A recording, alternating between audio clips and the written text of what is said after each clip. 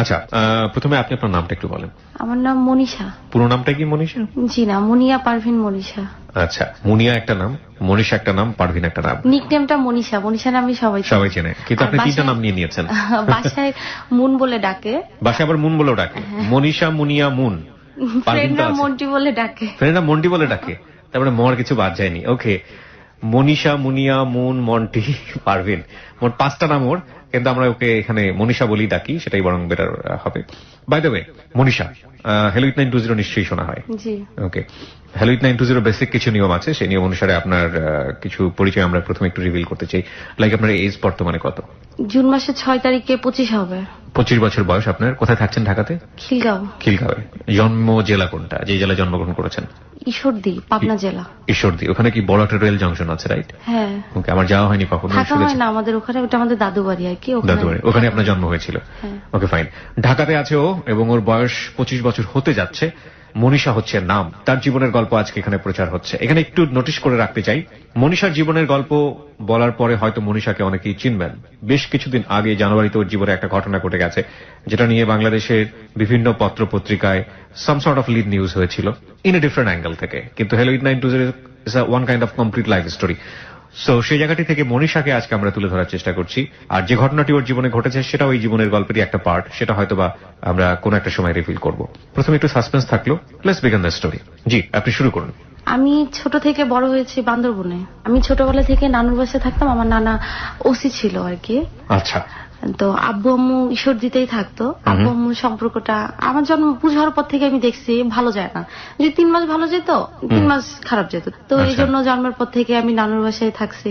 Plus নানু কখনো আব্বু আম্মুর কাছে যাইতে দেয় নাই। বাসায় কোনো ছোট বাচ্চা ছিল না। তো আমার নানা। আপনি প্রথম সন্তান? আচ্ছা, কয় ভাই বোন আপনারা? 2 বোন 1 ভাই। 2 বোন 1 ভাই। ওকে। আমি বড়, ভাইটা ছোট আমার পরে, তারপরে বোন। আমি ছোটবেলা থেকে বড় হয়েছি বান্দরবনে, ওখানেই ক্লাস 5 পর্যন্ত পড়াশোনা করছি। মানে আমার লাইফের সবচেয়ে ভালো সময়গুলাই বান্দরবনে কাটছে। এখন পর্যন্ত মানে আমি স্বপ্নেই দেখি, প্রায় দেখা যায় আমি স্বপ্ন দেখি বান্দরবনে সেই পাহাড়, নদীর পাড়ে বসে আছি, পাহাড়ে ঘুরতেছি। প্রাইমারিটা ওখানেই কাটছে আর কি আমার। ওখানে যখন আমি ছিলাম ম্যাক্সিমাম সময় দেখা যেত ওখানে চিটাঙ্গা ভাষায় কথা বলতো, তার নাহলে চাকমা ভাষায়। এখন অবশ্য ভুলে গেছি, এখন অতটা মনে নাই। তো ওখানে ক্লাস 5 পর্যন্ত ছিলাম। তো আব্বু আম্মুর সাথে ক্লাস 5 পর্যন্ত আমার মনে পড়ে 3 বার দেখা হয়েছে, 1 থেকে 5 পর্যন্ত আর কি। আব্বু আসতো দেখতে, মানে তার মন মেজাজ যদি ভালো থাকে দেখতে আসতো। আর আব্বু আম্মুর সম্পর্কটা খারাপ ছিল। আমার আব্বু একটু উড়নচণ্ডী টাইপসের ছিল, যে কিছু মানুষ থাকে না নিজের মতো নিজের লাইফটা লিভ করতে চায়, যে আমার যা ইচ্ছা আমি তাই করব, সংসার টংসারের উপর কোনোই নাই। মানে আব্বু এমন ছিল না যে নেশাখোর বা অন্য মেয়ের প্রতি লিপ্সা, এরকম ছিল না। আর তার দেখা যেত উপার্জনের টাকা সেই ঘুরে ঘুরে শেষ করতো। আম্মুর সাথে প্রবলেম ছিল এটা নিয়ে। তারপরে 6-এ উঠবো আর কি, তখন আমি বান্দরবনে পড়াশোনা করছি হচ্ছে বালাঘাটাতে, বালাঘাটা সরকারি প্রাথমিক বিদ্যালয়। তো 6-এ উঠবো তখন আমার নানার পোস্টিং হয়, আমার নানার তখন পোস্টিং হয় কুমিল্লাতে। তো আমরা কুমিল্লা চলে আসবো। এই সময় হঠাৎ করে আমার আব্বুর মনে হয় যে তার মেয়ে কেন নানি বাড়ি থাকবে, তার মেয়ে তার কাছে থাকবে। তো এক প্রকার জোর করে আমাকে নিয়ে গেল, নিয়ে যায় আব্বু 6-এ ঈশ্বরদীতে, ওখানে ঈশ্বরদী গার্লসে আমাকে ভর্তি করে দিল, মানিকনগর গার্লসে। আমি আবার তখন অসুস্থ হয়ে যাই, আমার আবার হার্টের প্রবলেম দেখা দেয়। মানে আমার প্রবলেমটা দেখা দেওয়ার কারণ হচ্ছে আমি ছোটবেলা থেকে আমার নানুর কাছে মামাদের কাছে ছিলাম, একটা ডিস্টেন্স তৈরি হয়ে যায়। প্লাস আব্বুরও এই অসুখটা ছিল, দুইটা মিলাই মানে অনেক অসুস্থ হয়ে যায়। তারপরে ডাক্তারের কথা অনুযায়ী আবার ডাক্তার যখন বলে যে ওকে তাহলে ও নানির কাছে দিয়ে আসেন, তাহলে ও সুস্থ হবে, আবার আমার নানির কাছে দিল। তো আমার স্কুলটা চেঞ্জ করা হয় না, আমি ওই মানিকনগরই ওখানেই ভর্তি থাকি। জাস্ট কুমিল্লা যায়, আমি ওই ওখানে পুলিশ লাইন স্কুলে ক্লাস করতাম আর এখানে এসে পরীক্ষা দিতাম। মানে ম্যাক্সিমাম সময় আমি অসুস্থ থাকতাম। এমনকি আমার স্কুলে সবসময় বলা থাকতো যে আমার শরীর খারাপ থাকলেই আমাকে যেন বাসায় পাঠিয়ে দেওয়া হয়, এবং টিচাররা পর্যন্ত আমার অনেক টেক কেয়ার করতো। তো আমার শরীরের অবস্থা মানে কন্ডিশনটা এমন হয়েছিল যে আমি যখন তখন সেন্সলেস হয়ে যেতাম। সেন্সলেস হয়ে গেলে সেন্স সহজে ফিরতো না। আর আমার হার্ট প্রচুর উইক ছিল। দেখা যাচ্ছে টিচার ক্লাসে অন্য স্টুডেন্টরা মারতেছে, যারা পড়া পড়তাম টিচার তাদের মারতেছে, আমি মারা দেখে আমি অসুস্থ হয়ে যেতাম। বা মারতেছে, মারার সময় স্যার আমাকে জিজ্ঞেস করলো এই উপপাদ্য এটা প্রমাণ বলো, বা এই সম্পদ এটা এটা যা বোর্ডে যে বুঝাও, আমি আর তখন পারতাম না, আমি তখন ভেকা চাই গায়ে দিত। ওই যে মাঠ দেখছি, মাঠ দেখলে আমার মার দেখলেই আর কি নার্ভাস হয়ে যেত। হ্যাঁ, আমি আর কিচ্ছু বলতে পারতাম না। স্যার আমার দিক তাকাতে থাকতো, তুমি মাত্র লেখছো, তুমি কেন বলতে পারতেছো না? তুমি তার মানে দেখা লাগছো? আমি বললাম, না স্যার আমি তো দেখে লেখিনি। তুমি দেখে লাগো, তুমি এখন বলতে পারতেছো না কেন? কেন বলতে পারতেন নিজের? আমার চোখ দিয়ে অনবরত পানি পড়ে যাচ্ছে, আমি বলতে পারতেছি না। কিন্তু আমি সত্যি আমি না দেখিয়ে লিখছি, কিন্তু আমি পড়াটা পারি এবং আমি শিখেও আসছি, কিন্তু আমি বলতে পারতেছি না। তো এভাবে ক্লাস 8 পর্যন্ত দেয়। ক্লাস 8 পর্যন্ত খুবই অসুস্থ থাকি, এরকম হসপিটালে ভর্তি, অক্সিজেন দিয়ে রাখা লাগে। এর ভিতর আবার রিমোটেড ফিভার হয় আমার, মানে একটার পর একটা আমার লাগে আছে। হ্যাঁ, এটা লেগে থাকার কারণ হচ্ছে ওই যে আমার নানুর কাছ থেকে আমার নিয়ে আসছে, আমার যে একটা মানে মেন্টালি একটা প্রেশার পড়ে গেছে যে আমাকে কেন নিয়ে গেল জোর করে। আর আমি আমার দাদু বাড়ি থাকবো না, ছোটবেলা থেকে থাকছি আমি ওখানে। দাদু বাড়ি মফস্বল এলাকা ছিল, আমি ওখানে যাই নিজেকে মানায় নিতে পারতাম না। ড্রেস আপ, চলাফেরা, এভরিথিং, সবকিছুতেই দেখা যেত আমাকে নিয়ে অনেকে অনেক রকম কমেন্টস করতো, আমি কেন এরকম ড্রেস পরি, কেন এমন চলি, এরকম হতো। দাদুর বাসাতে এরকম কোনো সমস্যা ছিল না, দাদুর বাসাতে সবাই অনেক ভালো, মফস্বল এলাকা যেটা হয়ে থাকে আর কি। তো ক্লাস 8 পর্যন্ত এইভাবে চলে। ক্লাস 9-এ উঠি, ওঠার পরে অতটা অসুস্থ হইতাম না আর কি। তখন পড়াশোনারও প্রেশার বেশি, সায়েন্স নিলাম, ফাঁকিবাজিও তখন আবার অনেক বেশি হয়ে গেছে। দেখা যেত কি সায়েন্সের ক্লাস আলাদা, আমরা 4টা পিরিয়ড করে, আর্টস কমার্স একসাথে সবাই মিলে 4টা পিরিয়ড করে তারপর সায়েন্সের ক্লাসে চলে যেতাম। এরপরে আমার মধ্যে যদি ইসলাম শিক্ষা ক্লাস করতে এই রুমে এই ক্লাসে আসা লাগতো, আমি আসতাম না। আমি করতাম কি, ক্লাসে বসে বসে ওই আমাদের ওই সাইজের ক্লাসে বসে বসে আমি ঘুমাইতাম। এন্ড ক্লাসের রুমের ভিতরে একটা ওয়াশরুম ছিল, তো ওইটা ইউজ করতো না কেউ। আমি সুন্দর করে ওইটার ভিতরে বাসা থেকে পেপার টেপার নিয়ে যাই, সুন্দর করে ভিজতাম, খুব সুন্দর করে পেপার টেপার দিয়ে বালিশ বানায়।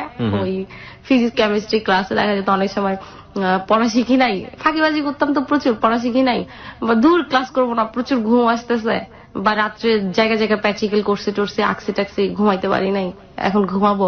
আমি সুন্দর করে আমার ব্যাগ ট্যাগ নিয়ে দিয়ে আমি ওয়াশরুমের ভিতরে ঢুকতাম, ঢুকে সুন্দর করে আরামে শুয়ে থাকতাম।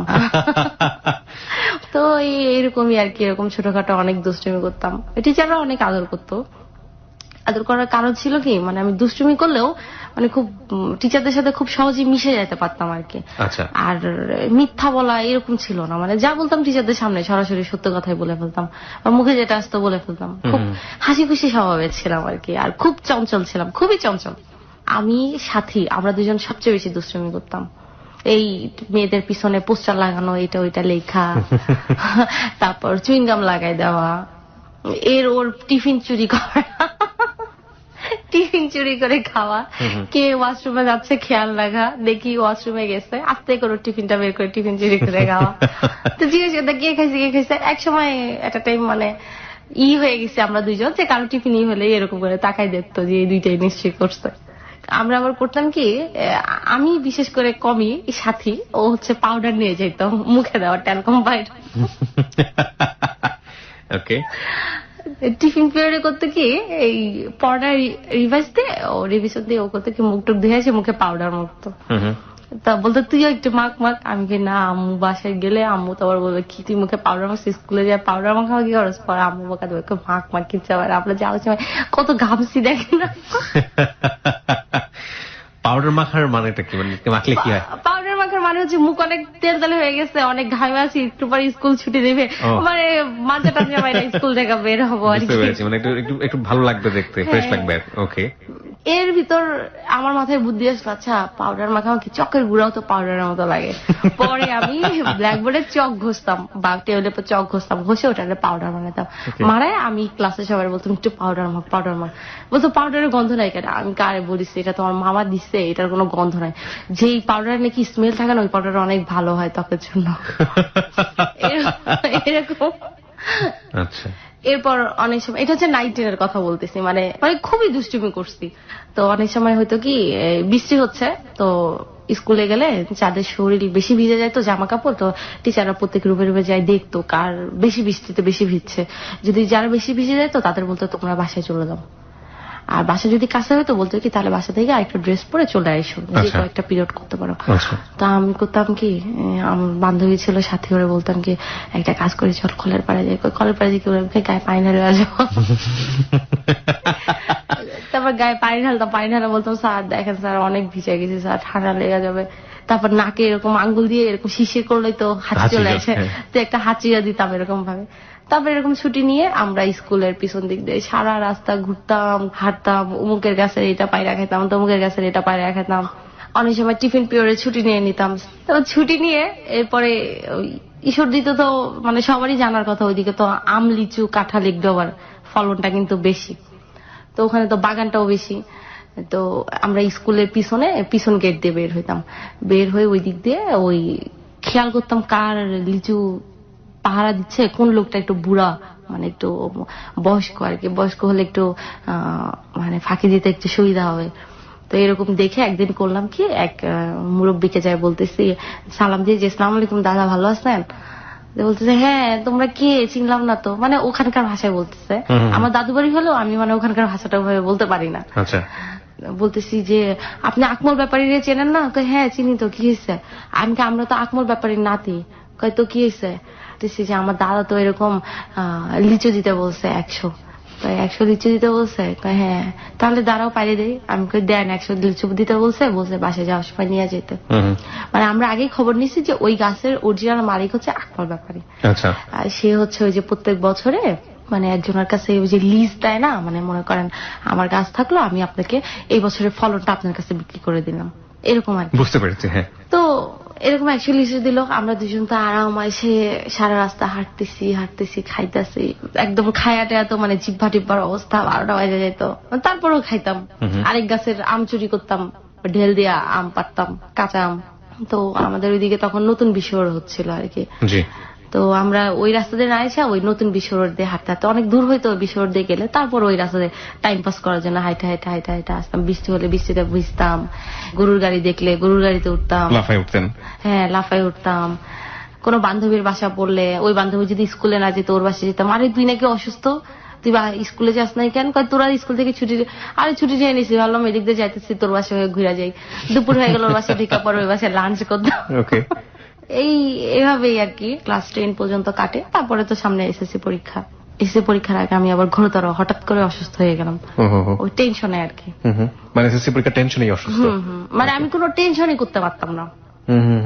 9-এ যখন পড়ি তখন আমাদের ওখানে হার্ডিং ব্রিজের নাম তো শুনছেনি, তো হার্ডিং ব্রিজে উঠছি আমি আমার মামা, মানে আমরা সবাই ঘুরতে গেছি, যে ওখানে হাঁটাহাঁটি করতেছি। তো ব্রিজে খুব একটা বেশি দূর যাইতে দেয় না, তো অল্প একটু গেছি। যাওয়ার পরে আমি নিজে যখন তাকাইছি তাকে আমি আর হাঁটতে পারি না, মানে আমার পাই উঠতেছে না, এমন একটা অবস্থা। আচ্ছা। সবাই দেখি সামনে আগে গেছে, আমি হাঁটি না, আমি ব্রিজের এরকম ধরে এরকম দাঁড়াই আছি রেলিং ধরে। ওকে। আর মামা বলতেছে কি ব্যাপার, আসো এদিকে আসো, আর অল্প একটুই তো যাবো, বেশি তো যাবো না। আমি মামা আমি তো হাঁটতে পারি না। এখন আমি কান্না শুরু করে দিচ্ছি, আমি হাঁটতে পারি না। মানে এত মানে কোন টেনশনই করতে পারতাম না, কোনো ভয় জিনিসটা খুব কাজ করতো আর কি। ওকে। তো এসএসসি পরীক্ষার আগে অসুস্থ হয়ে গেলাম, অসুস্থ হয়ে যাওয়ার পরে কিছুদিন হসপিটালে থাকলাম, তারপর একটু সুস্থ হয়ে গেলাম। এরপরে তো পরীক্ষার প্রস্তুতি, পরীক্ষা দিলাম আল্লাহর রহমতে। আমাদের বাড়ির ওদিককার আবার একটা ছেলে আমাকে আবার খুব পছন্দ করতো, তো ওর নাম ছিল হচ্ছে রনা। ওকে। মানে আমার ওরকম ছিল না, স্কুলে পড়তাম, মানে মাথায় ওই জিনিসগুলা প্রেম টেম তখনও অতটা মানে মাথায় ঢোকে নাই এই ব্যাপারগুলা। ওকে। তো আম্মু জানলো ব্যাপারটা, আম্মু জানে, তো আম্মু সেই রকমই যে আমার মেয়ের মাথায় এখন এসব ঢোকে না, ইনকেস যদি আমার মেয়ের মাথায় এসব বসা যায়, এই প্রেমের ভুট্টুত বসা গেলে তো সব শেষ, একবারে পড়াশোনা সব। তো আম্মু আবার ওই ছেলের বাসায় যায়, ছেলের খুব বইকে আসছে, ছেলের মার ইচ্ছা মতো বলে আসছে। ছেলের মার সাথে আমার আম্মুর মানে বিশাল একটা ঝগড়া, ও ছেলের মারে আমরা বড় আম্মু বলে ডাকতাম। তো আম্মু সেই ছেলের মাকে বিশাল বকাটকা দিয়ে আসতো, ছেলেরও বিশাল বকাটকা দিল। তো তারপরে এসএসসি পরীক্ষা দিলাম, এর মাঝখানে এসএসসি পরীক্ষার আগে এগুলো ঘটলো আর কি। পরীক্ষা দিলাম, দেওয়ার পরে আমি নিজেই আম্মুকে বললাম যে আম্মু এখন তো এসএসসি পরীক্ষা দিলাম এখান থেকে, আমি আর এখানে থাকবো না, আমি নানুর বাসায় চলে যাবো। আমার ওখানে ভালোই লাগতো না আসলে, ওখানে আমি অ্যাডজাস্ট করতে পারতাম না নিজেকে। ওকে। তা আম্মু আবার আব্বুর সাথে কথা বললো যে ও তো থাকতে যাচ্ছে না, তারপর আব্বু বললো আচ্ছা ঠিক আছে তাহলে চলে গেলে চলে যাক, কি আর করা। তো চলে আসলাম আবার নানার ওখানে। হ্যাঁ, কুমিল্লাতে। ওকে। তো ওখানে গিয়ে আমি অ্যাডমিশন নিলাম কুমিল্লা গভর্নমেন্ট কলেজে। ওকে। নানির কাছেই আবার গেলাম। কুমিল্লা গভর্নমেন্ট কলেজে ভর্তি হলাম। কলেজে ভালো সময় কাটতেছিল, ক্লাস পড়াশোনা সবকিছু নিয়ে। শয়তানিটা আগে থেকে একটু কমছে, একবারে কমে গেছে সেটা না, একটু দুষ্টামিটা কমছে আর কি। টিচারদের কাছে খুব পপুলার হয়ে গেলাম। আর বিশেষ করে কলেজে সবাই চিনতো চুল বড় মনীষা বললে সবাই চিনতো। চুল বড় মনীষা, অবশ্য এখন অতটা বড় নেই, কাইটা ফেলছি। আগে অনেক বড় চুল ছিল, সিল্কি ছিল তো, আর অনেক বড় ছিল, সবাই চুলের অনেক প্রশংসা করতো। অনেক ফ্রেন্ডরা দেখা যেত চুল নিয়ে ওই বন্যতা সেনের কবিতাও বলতো, চুল তার কবে কার অন্ধকার। হ্যাঁ, দুষ্টুমি তো আর কমে নাই, টিচাররা এই দুষ্টুমির জন্য আরো বেশি চিনতো আর কি। অনেক দুষ্টুমি করতাম, তো ক্লাস করতাম, ক্লাসের শেষে এই আড্ডা মারতাম ফ্রেন্ডদের সাথে। তারপর তো প্রাইভেট ছিল, এইভাবেই কাটলো ইন্টার ফার্স্ট ইয়ারটা। সেকেন্ড ইয়ার 2007 আর কি, আমি 6 এসএসসি দিচ্ছি 2007-এর মাঝামাঝি দিয়ে আমার নানা বদলি হলো বরিশাল। তো এখন আমার নানা তখন রিটায়ার্ডের সময় চলে আসছে, মানে বরিশাল বদলি হলে ওখান থেকে আমার নানাদের হোম ডিস্ট্রিক্ট আবার বরিশাল আর কি, তো ওখান থেকে রিটায়ার্ড করে ফেলবে আর কি। আমি তাহলে এখন কি করব? এখন আমার নানা বললো যে তাহলে একটা কাজ করি, কলেজ ট্রান্সফার করি, ওকে আমি বরিশাল ভর্তি করাবো। এখন আমি যাব না, কুমিল্লা তো বহু বছর ধরে আসি, হাই স্কুলটাও তো ওখানে ক্লাস করছি, বা একটা পরিচিত হয়ে গেছে। আমি বলতেছি আমি যাব না নানু ভাই, আমি কুমিল্লাতে থাকবো। কুমিল্লা থাকবা, তুমি একা একা থাকবা? তো আমি বললাম যে মেজো মামা আবার ছিল, মেজো মামা ওখানে চাকরি করতো কুমিল্লাতে, কিন্তু একটু আমি যেখানে থাকতাম ওখান থেকে একটু দূরে সাইডে আর কি। তাই বললাম মেজো মামা যেহেতু আছে, মেজো মামার ওখানেও থাকতে পারবো বা আমি হোস্টেলেও থাকতে পারবো, কোনো সমস্যা নাই, আমি যাব না। তো ব্যাপারটা নিয়ে সবাই একটু শুরু করলো যে হ্যাঁ একা থাকবে হোস্টেলে, কি দরকার। তো বড় মামা বেশি করতেছিল, না হোস্টেলে দেওয়া যাবে না। তো 3 মামা খুবই আদর করতো। তখন মেজো মামা ছোট মামার বিয়ে হয়ে গেছে, বড় মামার বিয়ে হয় নাই। এক পর্যায়ে সবাই রাজি হলো, তো আমি হোস্টেলে উঠে গেলাম। আমার রুমমেট আমরা ছিলাম 3 জন, আমি, নিপা আর মিমি ছিল। আমরা 3 জন একই সাথে পড়তাম, একই ক্লাসমেট ছিলাম। আমরা একটা ফ্যামিলির সাথে সাবলেট থাকতাম আর কি। পড়াশোনাও এবার ইন্টার পরীক্ষা সামনে চলে আসছে, তারপর ইন্টার পরীক্ষা দিলাম। মানে ওই সময়টা খুব খারাপ কাটছিল, হঠাৎ করেই ফ্যামিলি থেকে আলাদা আসি, একা একা আসি। আমি একটা কথা বলতে ভুলে গেলাম, ওটা হচ্ছে যে আমার নানার বদলি হওয়ার আগে 6 মাস আগে হঠাৎ করে আম্মু এরকম ফোন দিয়ে খুব কান্নাকাটি।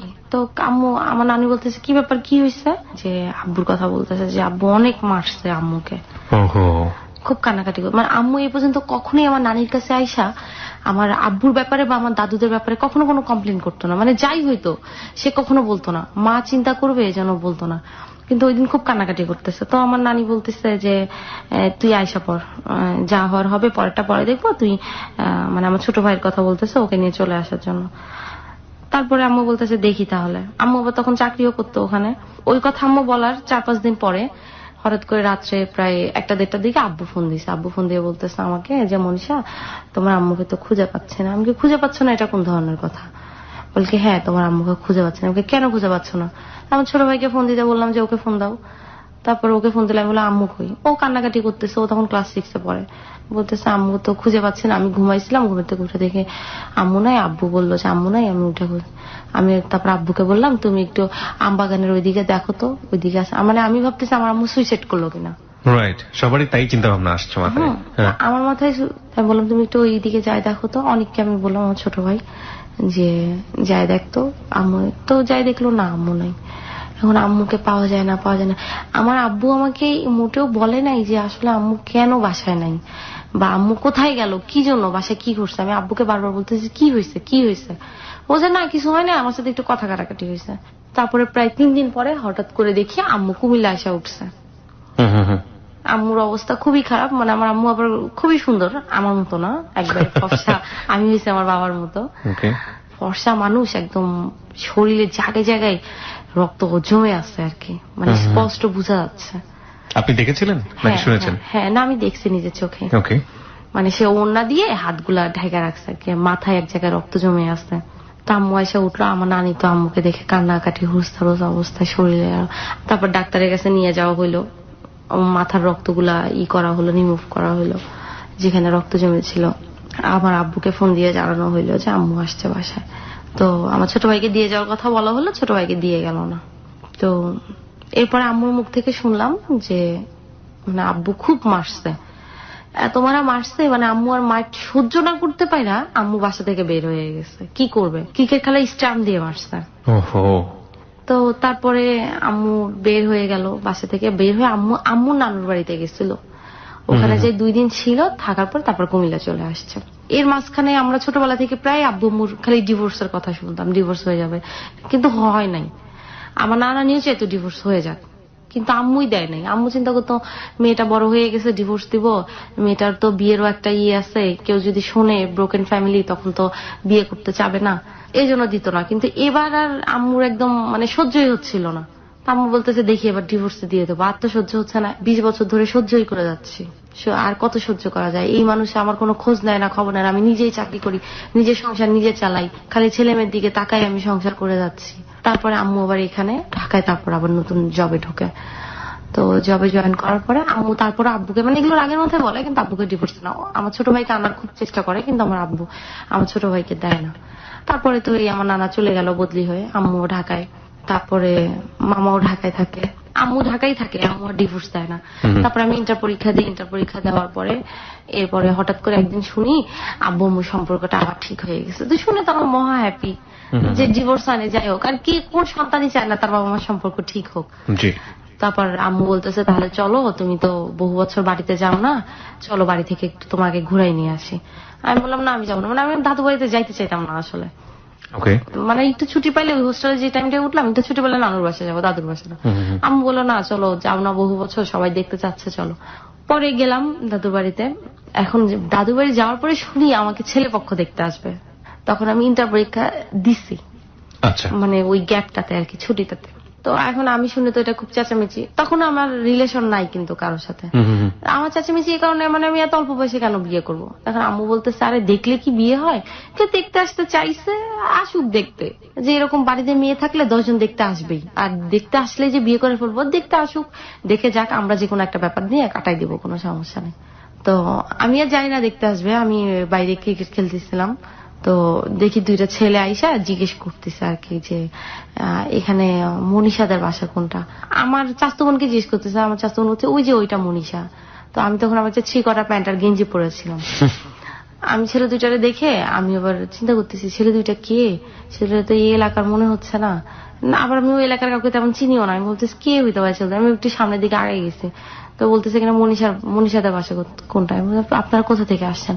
বলতেছে আমার তো এরকম মনীষার আম্মু আসতে বলছে এরকম। তখন আমি শুনি, আমি আর কোনো কথা না বলে আমি বাড়ির ভিতর চলে গেছি। তারপর আম্মুরে আমি বলতেছি আম্মু তোমার গেস্ট আসছে। আম্মু আবার ওনাদের নিয়ে ড্রয়িং রুমে বসাইলো, আমি আবার ড্রেস চেঞ্জ করে আমি যাই বসলাম, কথা বললাম। তা আমি আবার ছেলেটাকে চিনতাম, ছেলেটাকে দেখেই আমি আবার চিনতে পারছি, ছেলেটা আমাদের আমার সম্পর্কে আত্মীয় হতো। আচ্ছা। তো ওই ছেলেটার সাথে আম্মু আমার বিয়ের কথা বলছে, মানে ছেলেটা বড় হওয়ার পরে আমাকে দেখে নাই, ছোটবেলা দেখা হয়েছিল আর কি। ছেলেটাকে দেখে আমি চিনছি, এরপর কথাবার্তা বললাম। ছেলের একটা ফ্রেন্ড গেছে ঢাকা থেকে, তো ছেলের ফ্রেন্ডের সাথে কথা হইলো, তা আমার ফোন নাম্বার নিল। ফোন নাম্বার নেওয়ার পরে আমি ইন্টারে উঠেই ফার্স্ট মোবাইল ইউজ করি, এর আগে ফোন ইউজ করি নাই। তো আমার ফোন নাম্বার নিল, নেওয়ার পরে তারপরে তো চলে গেল। এরপর আমি আবার ঢাকায় চলে আসলাম। ঢাকায় থাকলাম বেশ কিছুদিন। থাকার পরে মানে ঢাকায় ছোটবেলা থেকে আসা যাওয়া হইতো, ওই আত্মীয় স্বজন থাকতো, এখানে বেড়াইতে আসতাম, মামার বাসা ছিল, মামার বাসায় বেড়াইতে আসতাম, এরকম ভাবে। তো তারপরে ঢাকা থেকে আবার কুমিল্লা চলে গেলাম, যে সামনে অ্যাডমিশন, চলে যাই। তারপরে কুমিল্লা চলে গেলাম। কুমিল্লা যাওয়ার পরে ওই ছেলে আমাকে ফোন দিছিল, যে ছেলে আমাকে দেখতে গেছিল, ওই ছেলে আমাকে ফোন দিছে। ফোন দিয়ে বলতেছে যে মনীষা এরকম তো তোমার আব্বু আমাদের বাসায় ফোন দিছে, ফোন দিয়ে যেন কি বলছে। আমি তো বলতে পারি না এই ব্যাপারে কোনো কথা, মানে ছেলে কিন্তু এর মাঝখানে আমাকে আর ফোন দেয় নাই, মানে ছেলে যে আমার সাথে লাইন মারবে টাঙ্কি মারবে এরকম কোনো চেষ্টাও করে নাই, দেখতে গেছে। তারপরে এই কথা বলে আমি বললাম যে আমি তো জানি না। আমি আচ্ছা ঠিক আছে, আমি আম্মুকে ফোন দিচ্ছি। আম্মুকে ফোন দিয়ে বললাম আম্মু আব্বু নাকি ওই ছেলেদের, যে ছেলে আমাকে দেখতে গেছিল ওই ছেলের বাসা নাকি ফোন দিচ্ছে, কি নাকি বলছে। আম্মু বলতেছে আমি তোর সাথে পরে কথা বলতেছি, মানে আম্মু মেজাজ খুব খারাপ হয়ে আছে বুঝলাম। একটু পরে আম্মু ফোন দিল, ফোন দিয়ে আম্মু আমাকে বলতেছে হ্যাঁ তোর আব্বু এরকম কাজ করছে, ওই ছেলের বাসায় ফোন দিছে, ফোন দিয়ে বলছে কি উল্টাপাল্টা কথাবার্তা বলছে। মেয়ের বিয়ের কথা যেখানে হয়েছে সেখানে কি কেউ উল্টাপাল্টা কথাবার্তা বলে? হ্যাঁ আমি এরকম পাগল মানুষ নেই, আমি কয়দিন সংসার করবো যার মাথাটা তাই ঠিক নাই, কোনো ব্যাপারে কোনো সেন্স নাই। হ্যাঁ ওখানে বিয়ে হোক আর না হোক, কিন্তু ওখানে যে একটা কথা বললো আমার নামে কিংবা তোর নামে, যে ফালতু কথা, যে আমার মেয়ে বিয়ে করবে না বা আমার বউর সাথে আমার এরকম সম্পর্ক, বউ এরকম সেরকম, এগুলো বললে আমার তো ওখানে একটা মান সম্মানও থাকে, বিয়ে হলে হোক না হলে না হোক, আত্মীয়তার ভিতরে। তো আম্মু খুবই ফেড আপ হয়ে গেছে ব্যাপারটা নিয়ে, এত মেজাজ খারাপ হয়েছে আম্মুর যে আম্মু এবার ডিভোর্স দিয়েই দিবে, এবং আম্মু ডিভোর্স দিয়েও দিল। এই আপনার বিষয়টাকে কেন্দ্র করে? হ্যাঁ, মানে আব্বু ব্যাপারটাকে এত বড় করছিল, আর আব্বু এত বাজে বাজে কথা বলছিল ব্যাপারটা নিয়ে, মানে আম্মু খুবই রাগ হয়েছে। বুঝতে পেরেছি যে আর সহ্যে তো মানে মানুষের একটা সহ্যের সীমা থাকে, এবার তো আর সহ্য হচ্ছে না আম্মুর। আম্মু ডিভোর্স দিয়ে দিল হঠাৎ করেই। আম্মু আমাকে ফোন দিয়ে বললো আমি তোর আব্বুকে ডিভোর্স দিয়ে দিছে। আমি শুনে মানে মনে হলো মানে আমি আসমানের উপর থেকে বললাম, একদিন তো খালি শুনতাম ডিভোর্স দিবে, হঠাৎ করে ডিভোর্স নিয়ে ইনফ্যাক্ট ভয় তৈরি হয়ে গেছে, ডিভোর্সটা কি, রাইট? হ্যাঁ, ডিভোর্স দিয়ে দিল। আর ডিভোর্স দিয়ে দিল শুনে মানে আমি টোটালি শকড যে ডিভোর্স দিয়ে দিল, আর আব্বু কেন এই কাজটা করলো। আমরা চাইলাম আব্বু আম্মুর সম্পর্কটা এতদিন পরে ঠিক হয়ে গেল, এখন এই কাজটা করলো, আব্বু কেন করলো কাজটা? আমি আব্বু তো মেয়ে সম্পর্কে কেউ এই ধরনের কাজ করে? আর বিয়ে ওখানে আব্বুর পছন্দ না, বা আমিও চাচ্ছি না। আব্বু এই ব্যাপারটা আম্মুকে বলতো যে তুমি ওখানে বিয়ে দিও না, আমি তাহলেই তো হইতো, এত কিছু করার কি দরকার ছিল? রাইট। তো তারপরে আমি আব্বুর কাছে ফোন দিলাম, ফোন দিয়ে বললাম যে আব্বু তুমি কাজটা কি ঠিক করলা? এখন যে এরকম একটা ব্যাপার হয়ে গেল, আম্মু তো ডিভোর্স লেটার পাঠাই দিচ্ছে, এখন এখন কি করবা তুমি? আমাদের লাইফটার কি হবে? আমরা কার কাছে থাকবো? তা আম্মু ডিভোর্স লেটার লিখে দিল হচ্ছে ছেলে বাবার কাছে থাকবে, মেয়ে মার কাছে থাকবে। এরপর আম্মু অনেককে আনার খুব চেষ্টা করছে, আনতে পারে নাই, আব্বু দেয় নাই অনেককে। তারপরে আমি কুমিল্লাতে অ্যাডমিশন নিলাম ভিক্টোরিয়া কলেজে ডিগ্রিতে। তারপরে আমি পড়াশোনা শুরু করলাম আবার।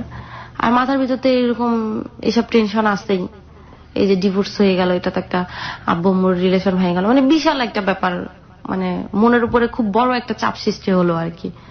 সারাক্ষণই মন মেজাজ খারাপ থাকতো, ম্যাক্সিমাম সময় মন মেজাজ খারাপ থাকতো যে এটা কি হলো, আমাদের লাইফটার কি হলো। ছোটবেলা থেকে নানু বাড়ি থাকলাম, বাবা মার ভালোবাসা পাইলাম না ওরকম, আবার এমন একটা ব্যাপার ঘটে গেল, কি হবে লাইফটার। তারপরে আমি তখন হোস্টেলে উঠলাম, ওখানে হোস্টেলের নাম ছিল নাহার মঞ্জিল। মানে আমরা যে সাইডে থাকতাম ওই সাইডটা পুরাটাই মেয়েরা থাকতো, আর যে বিল্ডিং এ থাকতাম ওই বিল্ডিং এ পুরাটা মেয়েরা থাকতো। একটা রুমে 4 জন 3 জন 2 জন এরকম রুম ছিল, তো আমরা 4 জনের রুমে থাকতাম। আমি ফার্স্টে যখন উঠলাম নাহার মঞ্জিলে, তখন আমার রুমমেট ছিল আমি, নাজদিন, শিরিন আপু। অ্যাডমিশন নিলাম, তারপর পড়াশোনা শুরু করলাম। পরে আমি আবার প্যারামেডিক্যালে ভর্তি হলাম। হঠাৎ করে মনে হলো যে না, একজন বললো এক ফ্রেন্ড যে প্যারামেডিক্যালে কোর্স করতে পারছিস, তুই তো সায়েন্স স্টুডেন্ট ছিলি, বেটার হবে। আর আমার পড়াশোনাটাও আসলে হচ্ছিল না, কারণ হচ্ছে ওই যে মাথায় ওই প্রেশার, মানসিক একটা চাপ, মানে পড়াশোনায় মনোযোগ বসাতে পারছিলাম না। দিন দিন দেখা যাচ্ছে আমার সবকিছু মানে ভালো করব কি, আমার খারাপ হয়ে যাচ্ছে সবকিছু। প্যারামেডিক্যাল ভর্তি হলাম, পড়াশোনায় অনেক ব্যস্ত হয়ে গেলাম, ভাবলাম যে এটা নিয়ে নিজেকে ব্যস্ত রাখি। এবং আমি প্রচুর কিন্তু ওই যে দুষ্টুমিটা কিন্তু করতাম হোস্টেলে। আমি এত দুষ্টুমি করতাম, মানে আমি নাকি হোস্টেলে না থাকলে কারো নাকি ভালোই লাগতো না, মানে আমার দুষ্টুমি করার কারণটাই থাকতো কিন্তু ওই একটা ব্যাপার, মানে সবকিছু থেকে নিজেকে ভুলায় রাখা। তো প্যারামেডিক্যালে ক্লাস করতাম হচ্ছে দুপুর থেকে, আর অনার্সে ক্লাস করতাম সকাল থেকে। তো একদিন ওইটা হচ্ছে 2009 কথা আর কি, আমার 3 তলায় কর্ণি নামে আমার এক ফ্রেন্ড থাকতো। তো ও বললো যে আমি তো তখন প্রেম টেম করতাম না, এমনি জাস্ট ফ্রেন্ড সার্কেল ছিল, মানে ওরকম ফ্রেন্ড না যে বয়ফ্রেন্ড ছিল ওরকম না, ফ্রেন্ড। তো ও বললো যে মনীষা, আমার এরকম একটা ফ্রেন্ড আছে, ও তোমার সাথে কথা বলতে চাচ্ছে। আমি কথা বলতে চাচ্ছি, কথা বলাই দিও, সমস্যা নেই। বলে কথা বলতে চাচ্ছে কি, আমি পরিচয় করাই দিব, তুমি কথা বলে। আমি বললাম আচ্ছা ঠিক আছে। তো একদিন পরিচয় করাই দিল, ওর নাম হচ্ছে নাজমুল। হ্যাঁ, ওকে। তো পরিচয় করাই দিল, ও হচ্ছে বিজিএম থেকে মার্চেন্টাইজিং কমপ্লিট করছে। তখন আপনি ইন্টারমিডিয়েটে পড়েন না? তখন আমি অ্যাডমিশন নিলাম মাত্র, ইন্টারমিডিয়েটে অ্যাডমিশন নিচ্ছেন, ইন্টার কমপ্লিট করে ফেলছি। কোথায় অ্যাডমিশন নিলেন? এটা ভিক্টোরিয়াতে, কুমিল্লাতে। মানে আমি আর কুমিল্লা ছাড়লাম না। কোন সাবজেক্টে? প্যারামেডিক্সে? না, প্যারামেডিক্সে তো ভর্তি হলাম, পাশাপাশি আমি ডিগ্রিতেও ভর্তি হলাম। ওকে। তো তারপরে ভর্তি হলাম, এরপরে ওই নাজমুলের সাথে পরিচয় হলো। পরিচয় হওয়ার পরে কথাবার্তা শুরু হলো ফোনে, এই হাই হ্যালো কথা আর কি, কেমন আছি, ভালো আছি, এগুলো এক কথা দুই কথা এভাবে। এটা 2009 কথা। জি। তো তারপরে এভাবে কথা বলতে বলতে ওর সাথে আমার খুব ভালো একটা সম্পর্ক হয়ে যায়। ও আমাকে একদিন প্রপোজ করলো যে আমাকে ওর ভাল লাগে, ও আমার সাথে প্রেম করতে চায়। আর তারপরে আমি বললাম যে আসলে প্রেম করবো কিনা জানি না, ভাল লাগে কথা বলতে পারি। তো এরকম ভাবে কথা বলতে থাকি। যাই হোক, দুজনের ভিতরে একটা প্রেম সম্পর্কই হয়ে যায় একটা টাইম। তো তারপরে এটা 2009 এর শেষের দিকে। তো জি। আমি ওকে আমি বললাম যে দেখো তুমি আমার সাথে প্রেম করতেছো বা আমিও এরকম আমাদের একটা রিলেশন আছে, রিলেশনটা কত দূর যাবে, বলে কত দূর, বলে তুমি কতদূর নিতে চাও। আমি কতদূর নিতে চাই, মানে আমি তো ওরকম মেয়ে না যে আজকে এক ছেলের সাথে প্রেম করলাম ভাল লাগলো না ছেড়ে দিব, কালকে একটা ছেলের সাথে প্রেম করলাম ভাল লাগলো না ছেড়ে দিব, আর আমার সাথে তুমি কথা বলে বুঝতেও পারছো আমি এরকম টাইপসের মেয়ে না। ওকে। আমি তারপর বললাম যে দেখো আমার লাইফে এরকম এরকম প্রবলেম, ব্রোকেন ফ্যামিলি বা এরকম, এখন তুমি হচ্ছে তোমার বাবার একমাত্র ছেলে, এখন তোমার ফ্যামিলি থেকে কি মাইনা নিবে এগুলো সব? যদি এরা মাইনা নেয় তাহলেই আমি সামনে আগাবো, আর যদি মাইনা না নেয় তাহলে বাবা আমাদের রিলেশন এখানে ব্রেকআপ করে দেওয়াটাই বেটার। ওকে। ও বললো যে তাহলে আমি এখনই বাসায় বলবো, পরে বলে। আমি বললাম না পরে কেন, আমি কথা বলতে বলতে এমন সময় হবে তোমার উপর আমি অনেক দুর্বল হয়ে গেলাম, তখন তো আমি সরে আসতে পারবো না, তখন আমার লাইফের কি হবে? তুমি তোমার মতো তোমার বাবা মার কথা শুনলা, কিন্তু আমার লাইফের কি হবে? তারপর ওকে আমি অনেক প্রেশার দিলাম, প্রেশার দিয়ে আমি ওকে বাসায় বলাইলাম। বাসায় বলানোর পরে ওর বাসা থেকে, ওর বাবা মার একমাত্র ছেলে ছিল আর কি, ওদের আর্থিক অবস্থা অনেক ভালো ছিল সব দিক দিয়ে।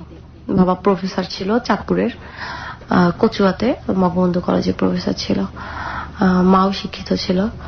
তো ওদের ফ্যামিলি থেকে ওরা চাচ্ছে না, ওদের ফ্যামিলির কথা হচ্ছে যে না আমরা ব্রোকেন ফ্যামিলির কোনো মেয়ে নিয়ে আসবো না, আমাদের একটা মাত্র ছেলে, আমরা ব্রোকেন ফ্যামিলি মেয়ে নিয়ে আসবো না। ও কথাটা আমার কাছে ফার্স্ট একটু লুকাই গেল, পরে আমি প্রেশার দেওয়ার পর বললো যে হ্যাঁ আমার কাছ থেকে এরকম রাজি না। রাজি না যখন বাবা, তাহলে তোমার মতো তুমি থাকো, আমার মতো আমি থাকি, আমি এই রিলেশন আর সামনে আগাইতে চাই না। তো ওকে আমি না বলে দিলাম, ও মানতে রাজি না। না আমি তোমার সাথে রিলেশন ব্রেক করবো না। আমি কেন ব্রেক করবো না, আমি যেভাবে হোক আমার ফ্যামিলিকে ম্যানেজ করবো। আমাকে তাহলে ম্যানেজ করেই তুমি আইসো, জি। তুমি আমার সাথে রিলেশন কন্টিনিউ করতে সমস্যা কি? আমি এখানে কি জোর যাবো নাকি রিলেশন নিয়ে? আচ্ছা। তুমি বলো আমি যেভাবে হোক আমার ফ্যামিলি ম্যানেজ করবো। আমি কি তুমি যখন ফ্যামিলি ম্যানেজ করবো তুমি তখনই আইসো, এর আগে তোমার আসার দরকার নেই, আর এর আগে তোমার আমার সাথে যোগাযোগ করার দরকার নেই। যোগাযোগের সমস্যা কি? আমি যোগাযোগের সমস্যা তো আমি যত তোমার সাথে কথা বলবো আমি তত উইক হয়ে পড়বো তোমার উপরে। আচ্ছা। তো একটা সময় দেখা যাবে কি তোমার ফ্যামিলি থেকে রাজি হলো না, আর তোমার সাথে আমি কথা বলে যতটুকু বুঝতে পারছি আসলে তুমি তোমার ফ্যামিলির অমতে যাবো না। আমি অমতে যাবো না, আমি ফ্যামিলিকে রাজি করে আসবো। আমি কাছে ঠিক আছে তুমি রাজি করে আইসো। তো ওর সাথে আমার এরকম তর্ক বিতর্কই হয় বলতে গেলে। তো সময়টা একটু খারাপই যায়, মানে খুব খারাপ লাগে যে আমি ফার্স্ট থেকে আসলে আমি এমন চাই নাই আমার লাইফে। আর প্রেম টেমি করছে না, এরকম প্রেমই যেহেতু হইলো তাহলে এরকম হইলো কেন? তখন চিন্তা করলাম যে আসলে আমার মনে হয় প্রেম টেম এসব মনে হয় আমার হবে না, আমার দ্বারা প্রেম বিয়ে এসব সম্ভবই না, আর এরকম হওয়াটাই স্বাভাবিক। বাবা মা যেহেতু এরকম অবস্থা, তখন বিয়েটার উপরও না মানে একটা চলে আসলো যে বিয়ে হলেই মনে হয় ডিভোর্স হবে বা বিয়ে হলেই রিলেশন খারাপ হয়ে যায়। ওকে। এরকম একটা মানে একটা চিন্তা ভাবনাটা চলে আসলো অটোমেটিক্যালি। হ্যাঁ হ্যাঁ অটোমেটিকলি চলে আসলো আর কি, এরকম একটা চিন্তা ভাবনা। মনে করলাম তা লাইফে বিয়েই করবো না, এর থেকে বেটার এরকম একাই থাকা। তো হোস্টেলে খুব ভালো সময় কাটতো, মানে যারা আপুরা ছিল খুবই আদর করতো আমাকে, মানে খুব টেক কেয়ার করতো তারা আমাকে, খুব মজার সময় কাটাইছিল হোস্টেলে আর কি। ওকে। মানে বাবা মার সাথে থাইকাও মানে এত, বাবা মার সাথে তো থাকিই নাই, যে সময়টাই ছিলাম খুব খারাপ সময় ছিল।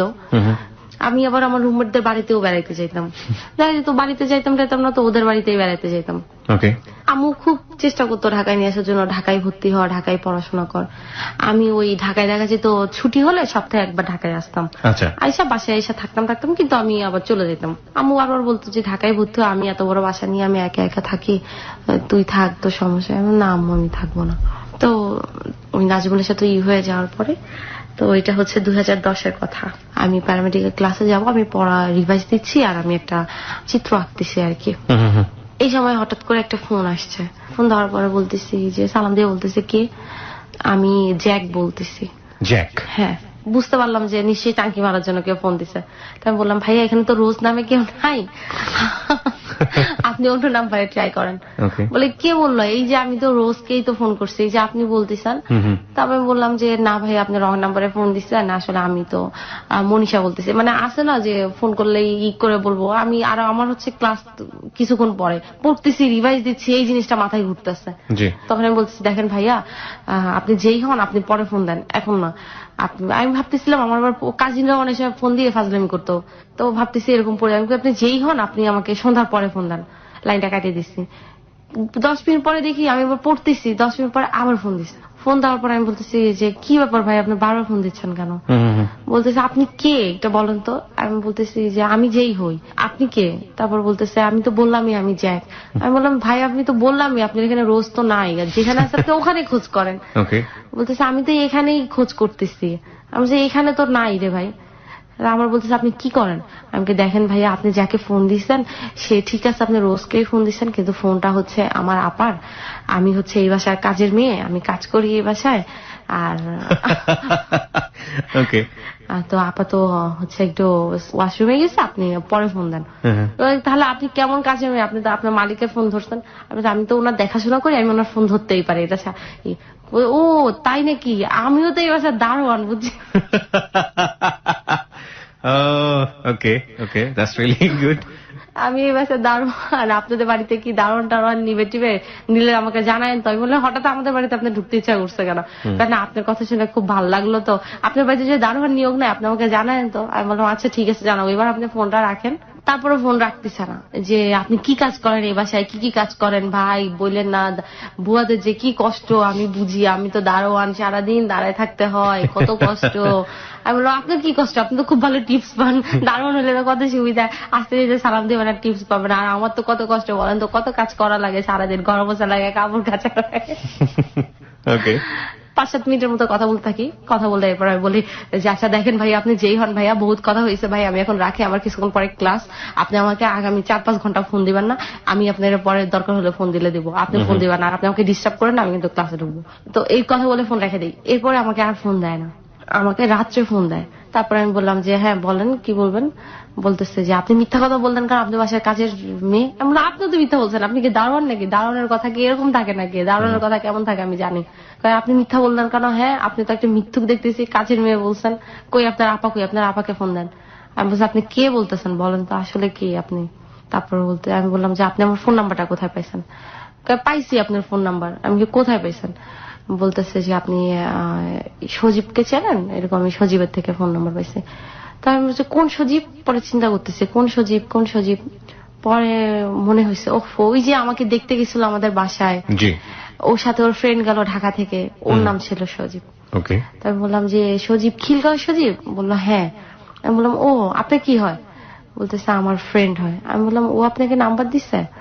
বলতেছে হ্যাঁ, আমি ওর থেকে নাম্বারটা, ও দেয় নাই, আমি ওর ফোন থেকে নিছি। আমি তো আপনি কেমন খারাপ মানুষ যে আপনি ওর নাম্বার থেকে, ওর মোবাইল থেকে ফোন নাম্বার নিছেন। বলতেছে আসলে কি, আপনাকে আমি আরো এক সপ্তাহ আগে একদিন ফোন দিছি, আপনি আমাকে খুব বকাবকি করছেন, আমি তখন অনেক ড্রাঙ্ক ছিলাম। আমরা 4-5 জন ছেলে মিলে আপনাকে ফোন দিছি, আপনি একটু মনে করেন। তারপর আমার মনে হয়েছে সত্যি 4-5 দিন আগে 4-5টা ছেলে আমাকে ফোন দিছে।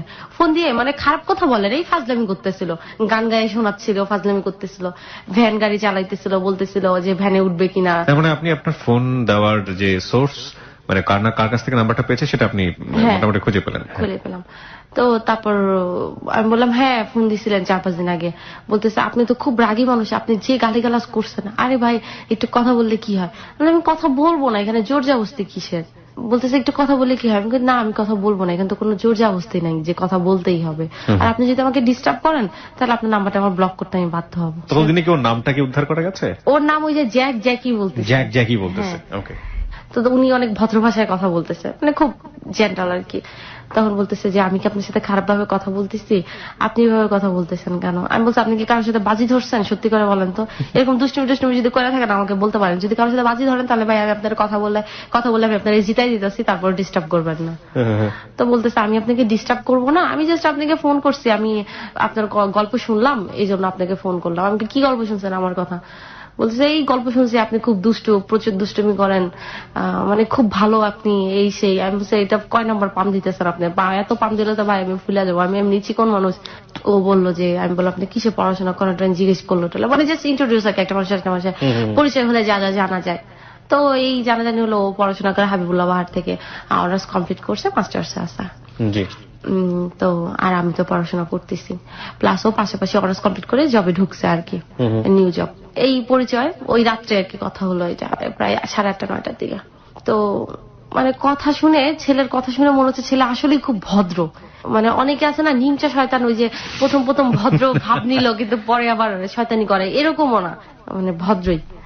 তো রাত্রে কথা হলো, এরপরে ফোন রেখে দিলাম। পরের দিনও সকালে ফোন দিছে, ফোন দিয়ে সে অফিসে যাচ্ছে, আমিও ক্লাসে যাবো, আমি রেডি হচ্ছি।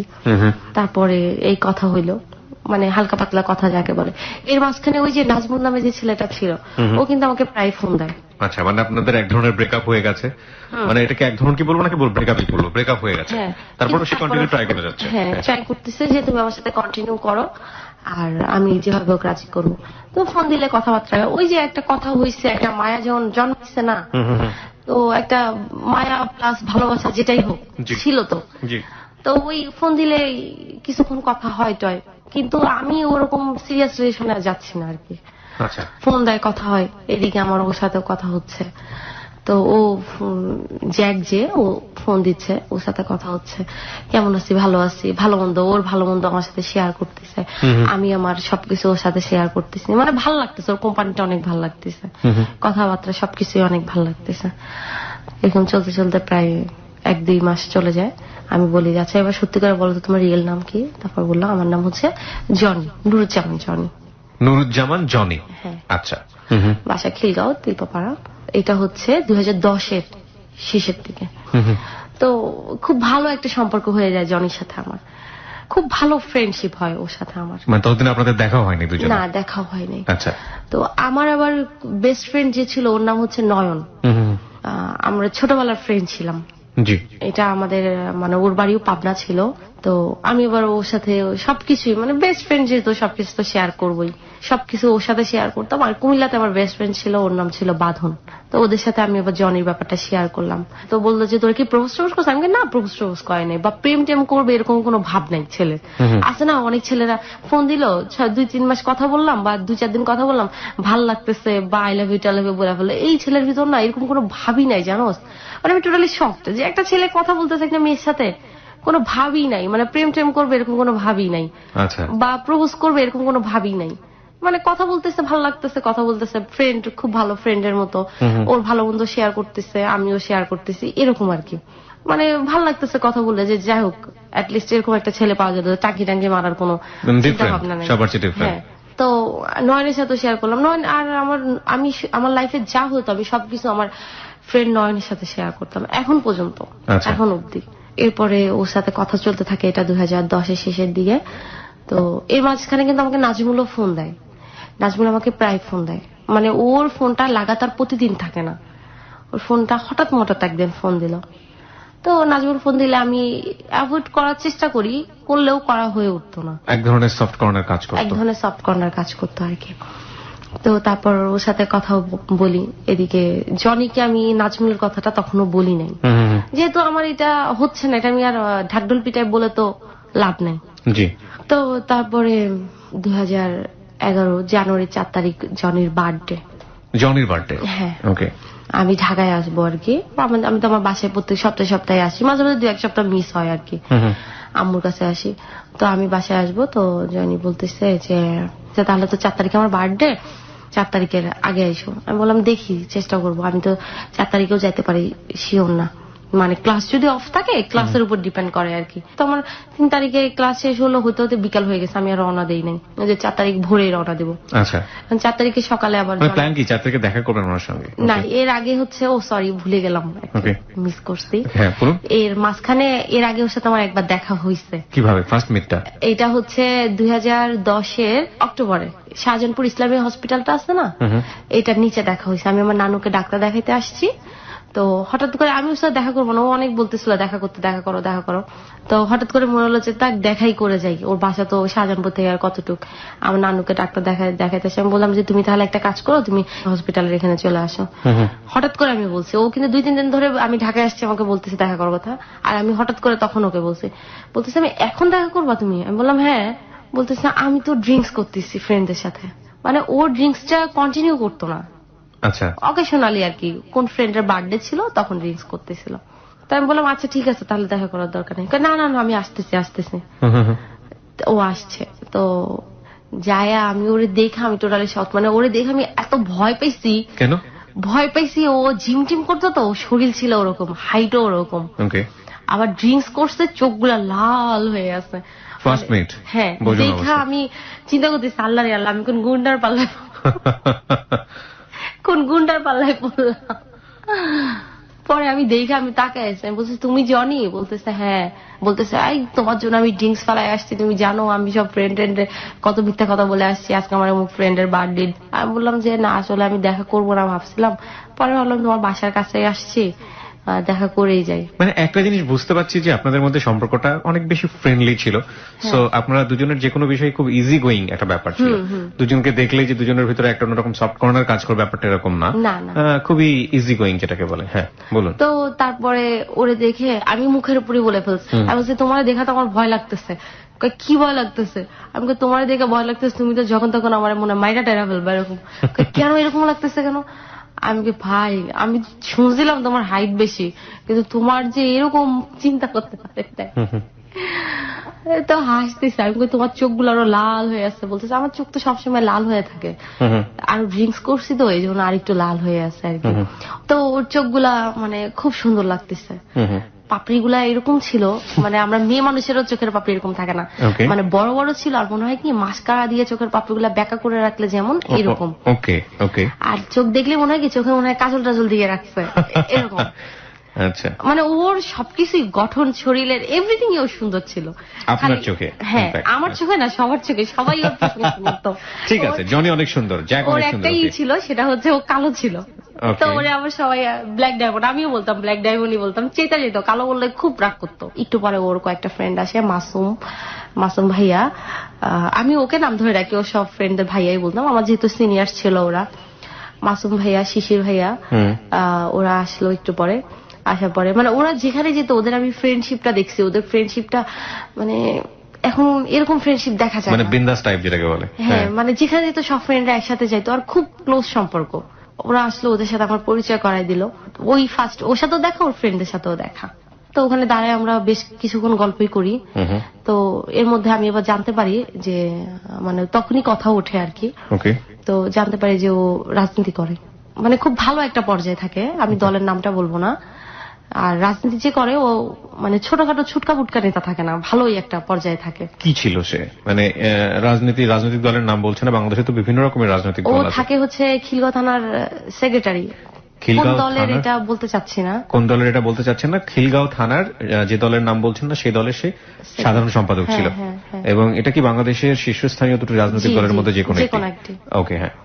তারপরে জানার পরে আমি তো এটা জানার পরে জিনিসটা কি হয় না, সাধারণত নেগেটিভ ভাবে নাই, কিন্তু সাধারণ আমরা যারা রাজনীতি করি না, এরকম রাজনীতি যারা করে, ছাত্র রাজনীতি বলেন বা যে রাজনীতি বলি না কেন, সেখান থেকে কিন্তু খুব সহজভাবে জিনিসটা কিন্তু কেউ রিসিভ করে না সাধারণ জায়গা থেকে। তো আপনার রিয়াকশন কি ছিল? আমার রিয়াকশন ছিল কি, আমি আসলে ওরকম সফট ফার্স্টে হয়েছিলাম, পরে অতটা হয় নাই, কারণ ওর সাথে আমি যে কয় মাস কথা বলছিলাম, আমি ওর ভিতরে একটা দেশপ্রেম একটা ভাব দেখছিলাম।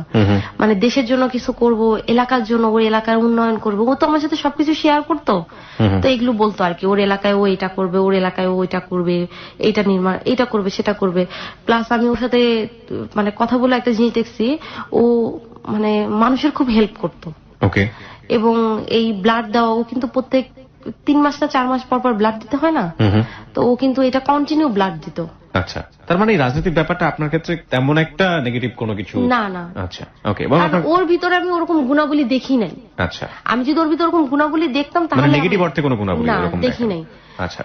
তো তারপরে তো ওই যে ওই বার্থডের কথাটা, 2011 জানুয়ারি 4 তারিখে আমি সকালবেলা আমাকে ফোন দিছে, ফোন দিয়ে বললো তোমার না আজকে আসার কথা, তুমি কালকে বিকালে কি বাসায় চলে আসছো? আমি বললাম না, আমি তো বিকালে রওনা দিইনি, ক্লাস শেষ করে আস্তে আস্তে আমার দেরি হয়ে গেছে, আর রওনা দেই নাই, তো আমি হচ্ছে একটু পরে রওনা দেবো। তাহলে উঠো ঘুমের থেকে। আমি দিব আস্তে ধীরে দেই।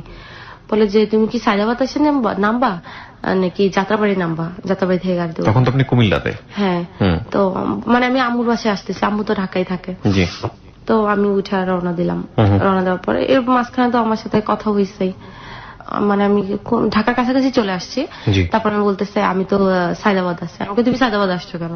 আমি কিন্তু পরে আসতে বলছি সায়দাবাদ, কাহলে না তোমার সাথে দেখা করে যাবো। আমি বললাম দেখা কইরো পরে, আমরা তখন মিরপুর থাকতাম। তো আমি বললাম যে যাইও, পরে বাসায় যাও। ও আমার বাসায়ও যাইতো, কিন্তু হ্যাঁ আমার সাথে পরিচয় করাই দিচ্ছি, আমার খুব ভালো ফ্রেন্ড ছিল। তো আমি বললাম যে বাসায় এসো, পরে বলছে না আমি তো সায়দাবাদ চলে আসছি। তো আমি বাসা থেকে নামলাম, দেখি ও দাঁড়ায় আছে। তো আমি ওর ওকে উইশ করলাম, ওর বার্থডে যেহেতু, চকলেট কিনা দিলাম ওরে। আমি আমার ব্যাগেই ছিল চকলেট, নিয়ে আসছিলাম। রিক্সা উঠলাম। আমি বললাম যে রিক্সা উঠছো কেন, আমি তো বাসায় যাবো, আমার একটা সিএনজি ঠিক করে দাও। কারে যাবা বাসায়, পরে যাবো বাসায়, আজকে আমার সাথে ঘুরবা, এরপরে বাসায় যাবো। তো ওইটাই হচ্ছে ওর সাথে আমার ফার্স্ট ঘোরা আর কি। ওকে, ফার্স্ট মিটের পরে ফার্স্ট ঘোরা। ফার্স্ট ঘোরা। বলে তুমি আম্মুকে, তোমার আম্মুকে ফোন দিয়ে বলে দাও যে তুমি আমাদের বাসায় যাচ্ছ, খাওয়া দাওয়া এখানেই করবা টরবা। আমি বললাম তোমাদের বাসায় যাবো আমি এই ড্রেসে, কি বলো তুমি পাগল নাকি, কারে কিছু হবে না। মানে আমি জিন্স আর একটা টপস পরে আছি, আর একটা ছোট্ট একটা জিন্সের জ্যাকেট পরে আছি। তো আমি আবার আম্মুকে ফোন দিলাম, আম্মুকে ফোন দিয়ে আমি বললাম আম্মু আমি তো এরকম আজকে জনির বার্থডে, এখানে জনির এখানে আসছে। তা আমি আবার আম্মুর সাথে জনির আবার কথা বলে দিলাম, জনিকে আম্মু আবার উইশ করলো টললো। তো আম্মু আবার জনির প্রতি একটা মানে ফেথ জিনিসটা কাজ করতো যে না আমার মেয়ের সাথে উল্টাপাল্টা করবে না। থাকে না, এক একজন মানুষের অ্যাটিটিউড এক এক রকমের, কারণ অ্যাটিটিউড দেখেই মনে হয় যে he is nice person. So আমরা যেটা বুঝতে পারছি যে জনিকে সামহাউ আপনি এবং আপনার ফ্যামিলি খুব পজিটিভলি নিয়েছে। ওকে, তো তারপরে আমি তো ওর বাসায় যাবো না, মানে আমার খুব লজ্জা লাগতেছে, জিন্স টপস পরে আছি, ওর বাসায় যাবো, মানে কেমন একটা দেখায় সাই ফিল করতেছি যে ওর, আমি ওর থেকে আবার গল্প শুনছি, ওর আবার পুরান ঢাকা একটু মানে কনজারভেটিভ, ওদের বাসার ওর আব্বু আম্মু, ওর থেকে গল্প শুনছি আমি, কে কেমন। আমি বলছি দেখো তোমার আব্বু আম্মু এমন কি মনে করে। তারপর বলতেছে আরে কি মনে করবে। পরে গেলাম ওর বাসায়, ওর আব্বু আম্মুর সাথে পরিচয় করাই দিল। ওর আব্বু তো আমাকে দেখে এরকম করে তাকাই আছে, আমি তো ওর আব্বু তাকানে দেখে বুঝতে পারছি বাবার বাবা উনি তো মাইন্ড করতেছে। তারপরে খাওয়া দাওয়া করলাম, খাওয়া দাওয়া করে বের হয়ে আসলাম। বের হওয়ার পরে আমরা মৌচাকে আর কি আনারকলি মার্কেটের ওখানে গেলাম।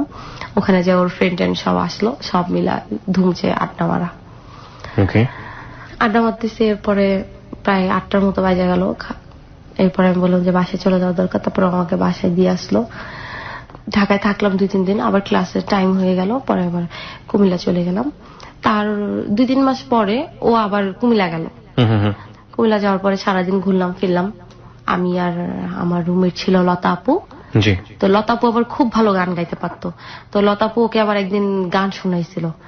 গান শোনানোর পরে ও লতাপুর সাথে দেখা করবে।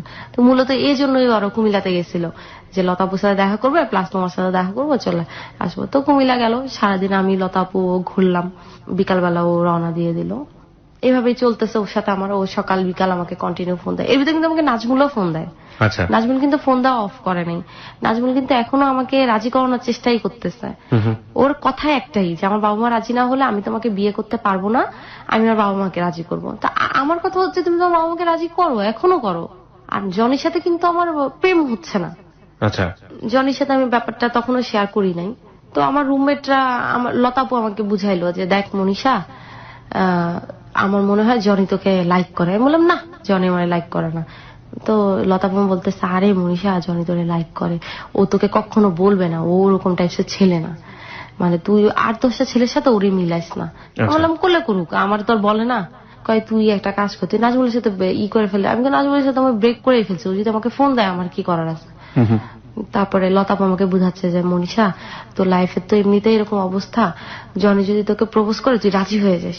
আমি আরে লতাপু কি বলো, ও রাজনীতি করে, ওর লাইফের কোনো সিকিউর আছে, প্লাস না সম্ভব না। আর ওর বাবা মাও যে রাজি হবে এর কিসের গ্যারান্টি।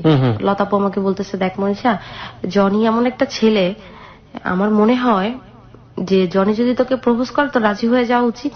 এবং জনি নাজমুলের মতো ওই কাজটা করবে না বা ওই কথাটা বলবে না যে আমার বাবা মা রাজি হলে তোমাকে বিয়ে করবো, তা না হলে না। জনি এমন একটা ছেলে যে ও তোকে অনেক হ্যাপিও রাখবে, প্লাস ও সবকিছু ঠিক করে ও তোকে বলবে। আচ্ছা, তা এটা আমার লতাপুর আলোচনায় থাকে আর কি। তো তারপরে 2011 মাঝামাঝি দিয়ে হঠাৎ করে আমি জনির সাথে কথা বলা বন্ধ করে দিই। কোনো কারণ ছিল কি? কোনো কারণ ছিল বলতে কি, আমার কাছে কেন জানি মনে হচ্ছে জনি আমাকে পছন্দ করে। তো 11 মাঝামাঝি দিয়ে আমি বুঝতে পারি যে ও আসলে আমাকে পছন্দ করে। ফোন দিলে আমি ইগনোর করা শুরু করে দিই। কারণটাই হচ্ছে ওই যে নাজমুলের থেকে আমি যে ব্যাপারটা পাইছি, ওর ফ্যামিলি রাজি হয় নাই, আমি আর চাচ্ছিলাম না কোনো প্রেমে যাইতে।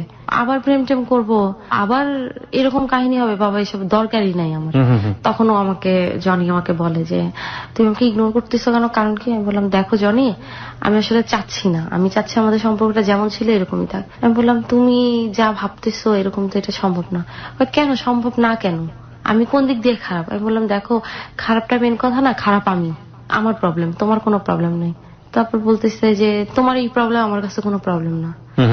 তা আমি বললাম প্রবলেম না তোমার ফ্যামিলির জন্য, আমার ফ্যামিলির কাছে কোনো প্রবলেম না। মানে আপনি আপনার ব্রোকেন ফ্যামিলির কথা বললেন, রাইট? ওকে। কেন সম্ভব না কেন? আমি বলি তুমি রাজনীতি করো তো, তোমার লাইফের কোনো সিকিউর নাই, কোনো নাই, যে কোনো মুহূর্তে, এটা একটা ফ্যাক্ট, রাইট? খুব রাজি করানোর চেষ্টা করতেছে আমাকে, কিন্তু আমি রাজি হচ্ছি না। এক পর্যায়ে খুব রাগ করে আমাকে ফোন দেওয়া বন্ধ করে দেয়। আচ্ছা।